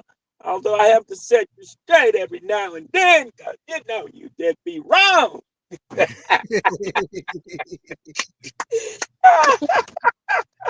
I appreciate it, Dave. Appreciate it. Let's go to Kiki now. Let's go to Kiki. Hey, good show. Last minutes, or what I would like to say is, it's good to have different perspective. It really is. I think it's good to talk about the different things, and if we all had the same perspective, it just wouldn't be no fun. So, the world is a world of different perspective, and it's what makes the world go round. So I'm good for it. But I love y'all, and see y'all next time.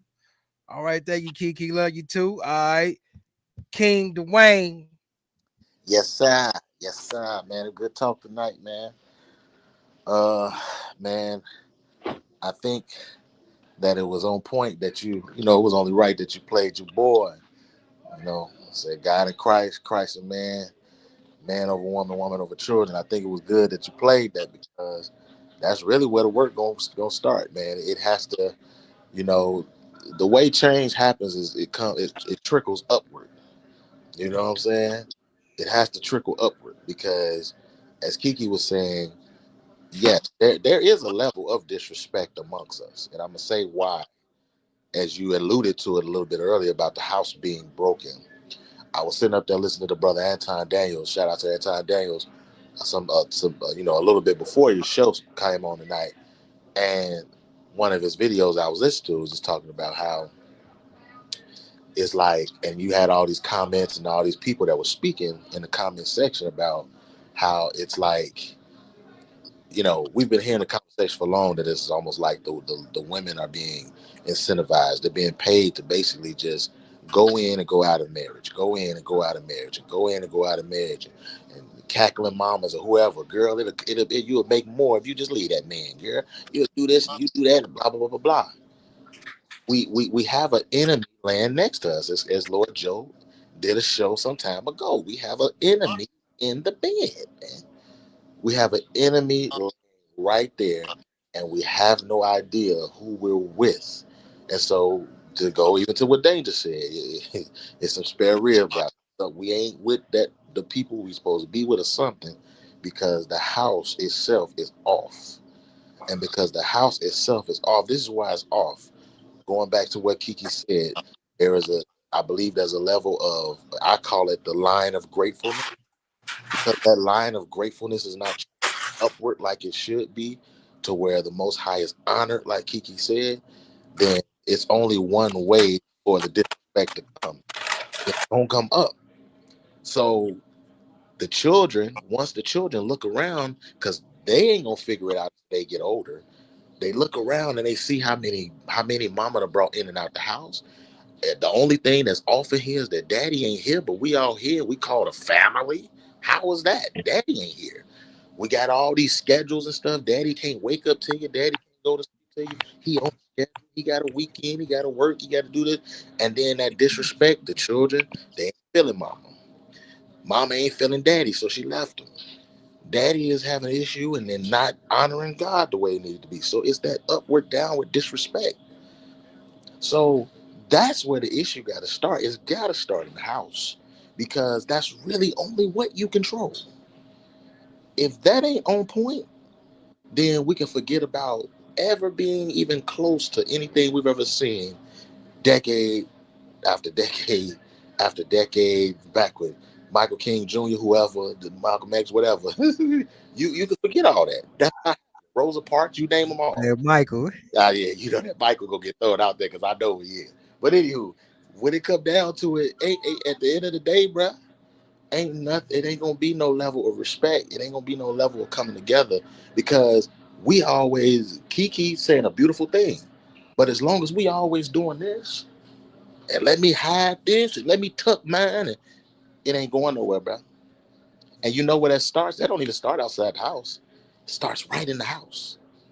Right. I think it's Micah 5:7 or Micah. I think that's that verse where it talk about, trust ye not in the friend, in a friend, believe ye not in the guide. It talk about, the son-in-law betraying the mother and all that, the sister betraying the mother and the son betraying the father. I don't want to mess the scripture up, but it's facts. All that starts from within the house. Betrayal, all that. Someone gotta love you deeply to even call it betrayal. That's where the Judas situation came from. He was somebody at the Most High's table. That's what made it betrayal. So until we fix our houses and we quit trying to redefine family and all this other stuff, we're gonna keep getting what we sow. And until we fix that, what else can we reap? We're not gonna reap a harvest. So we gotta pay attention to what's going on out here for real, for real. Take pointers from what we see that is toxic and look in our house and say, how can we fix it here first? Because if we don't fix it here in our house, it ain't going outside. That's why I like what Brother Tony said earlier. You ain't qualifying if a bishop can't take care of home. I'm not honoring him at no church. Come on. It ain't happening. But see, we've been fearful. We grew up kind of fearful, like, oh, the bishop and the pastor, you can't say nothing to him. No, when you become men, you understand and you know the word, you understand you hold bishop accountable. And vice Yes. versa. So it ain't no scared. He's a man. And if he's on point, he shouldn't have no issue with that. So we got to start qualifying things properly. And it starts in the house. Good show, brother. Love you. Love y'all. Appreciate it. Love you too, bro. All right, man. We're gonna do our, how we do. We're gonna do our shout outs to our chat room, and then we're gonna shout out our panel for the night. So let me get my situation over here set up because we gotta do this proper now. But while we do that, give yourself a round of applause.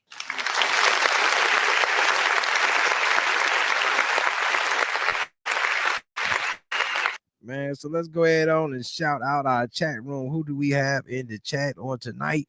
We had Black Butterfly coming through. We had Ebony Osborne coming through. I ain't seen Ebony in a minute. She said, "You right. Satan does get mad when he gets exposed." Absolutely. We had Scrutinized This in the chat. We had Minister Mark Whaley, which was Tony. Minister Tony, we had him in the chat. We had Natalie Scone Yays in the chat. Man, let us go ahead and get him a 3 times for the Trinity salute.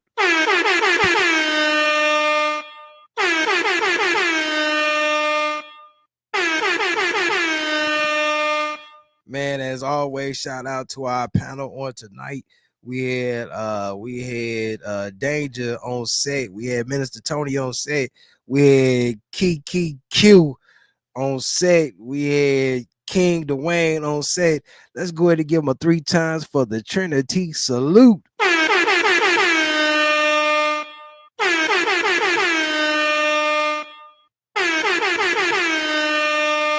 And once again, give yourself a round of applause.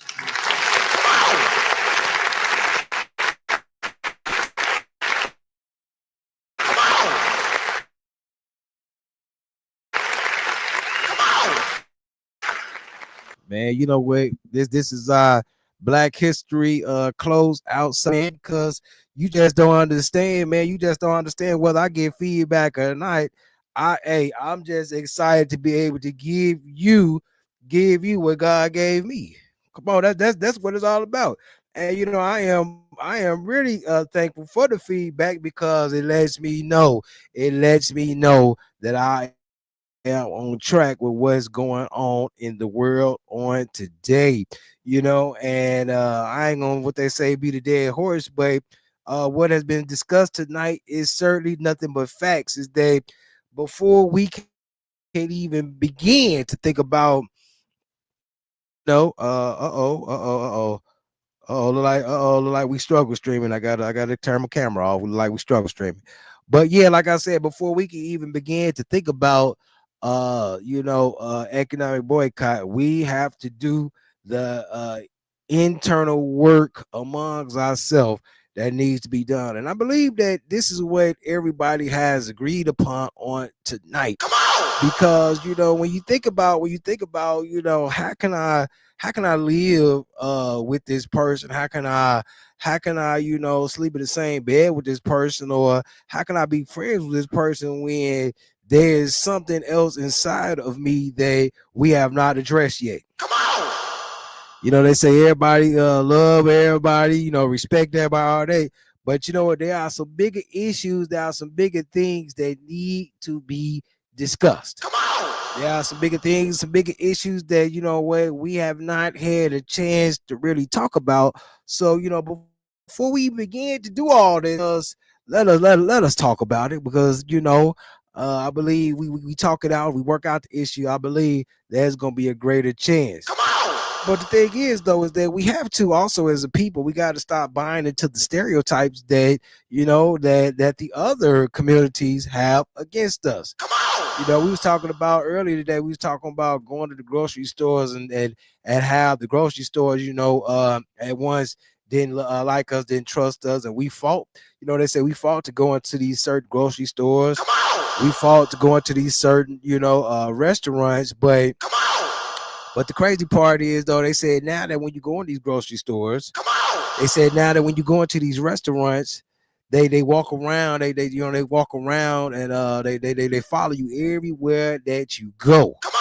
This is what they say. They say they follow you everywhere that you go. And like I was telling them, I was like, yeah, I've been to different it's not just the vanilla people. I've been to Mexican grocery stores. I've been to other different countries, grocery stores here in America, and I have been treated the same way. But that's because of the narrative that we have allowed to be, the narrative that America has put against black people. And we can't, I'm not gonna be upset that you chose to take that narrative. I'm not gonna be upset that you chose to take that narrative and to think that all black men that wear hoods is thugs.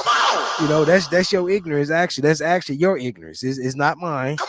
Because at the end of the day, I'm gonna assure you, I'm still gonna wear my hood. I'm still, I don't eat Skittles. You know what I'm saying? I don't drink the, I don't even hardly drink Arizona iced tea. But I'm still gonna eat my snacks of choice. I'm still gonna do all of that because you have chosen the path of ignorance. And we should not let that ignorance of other people hinder us. Other different ethnicities. I'm gonna tell you something that I do. That I have not challenged other people to do, and what is that? A lot of these gas stations, I do not go to these gas stations that's not operated by Americans, because what I have been ripped off too many times with going in there buying different food and stuff like that at these gas stations. Buy a couple chips here, cookies here, and you like, hold on, man, that's not you ringing me up for these cookies, but that's not what's actually on the cookies. The sales say $2, but you just rung me up for $3, and you think I'm an ignorant fool, and I don't see that that's what you just did. Then when I tell you about it, you want to argue. That's why many times when that happened, I just leave the cookies and the chips where they at, and I walk out. And then it got to a point to now, God gave me what we say, the divine revelation. He said, stop going. Come on. That's what God said. He said, hey, stop going. Come on. So now, I support the American-owned gas stations. And what I mean by American-owned, these gas stations is owned by Africans, Africans whose skin is blacker than me. So I don't go to theirs either. Nah, I don't go to theirs either because they have treated me the same way. Well, that's what we talk about when we talk about great customer service. And like I said, I'm not gonna be the dead horse, but we had to speak on these things tonight. And I thank y'all for tuning in. Come back next week. Next week we're in the greatest month of the year. It's Women's History Month, so we're gonna do a kickoff to Women's History Month. If you are watching, you are a woman entrepreneur. Hey, we would love to have you on set to interview you, talk to you about your business and things like that, to let the world know that you exist, to let the world know that you are out there. But without further ado, if I don't see you before next Thursday, guess what I'm gonna say? Hey, we will see you in 7 days. Peace. Cousin Mary.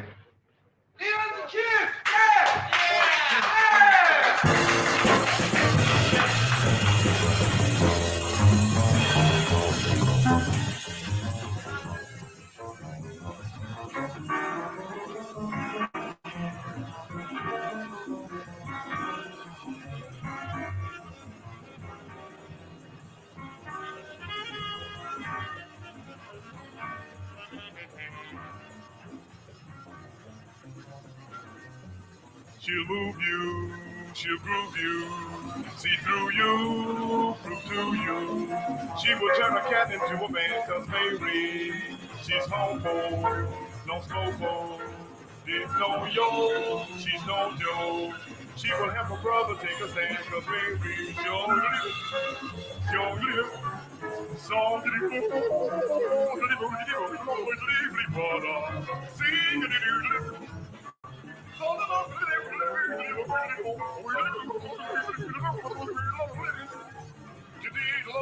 she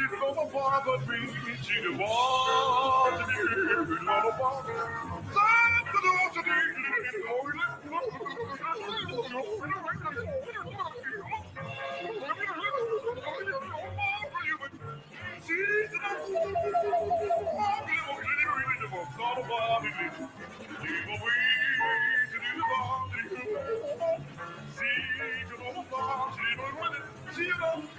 She don't want to be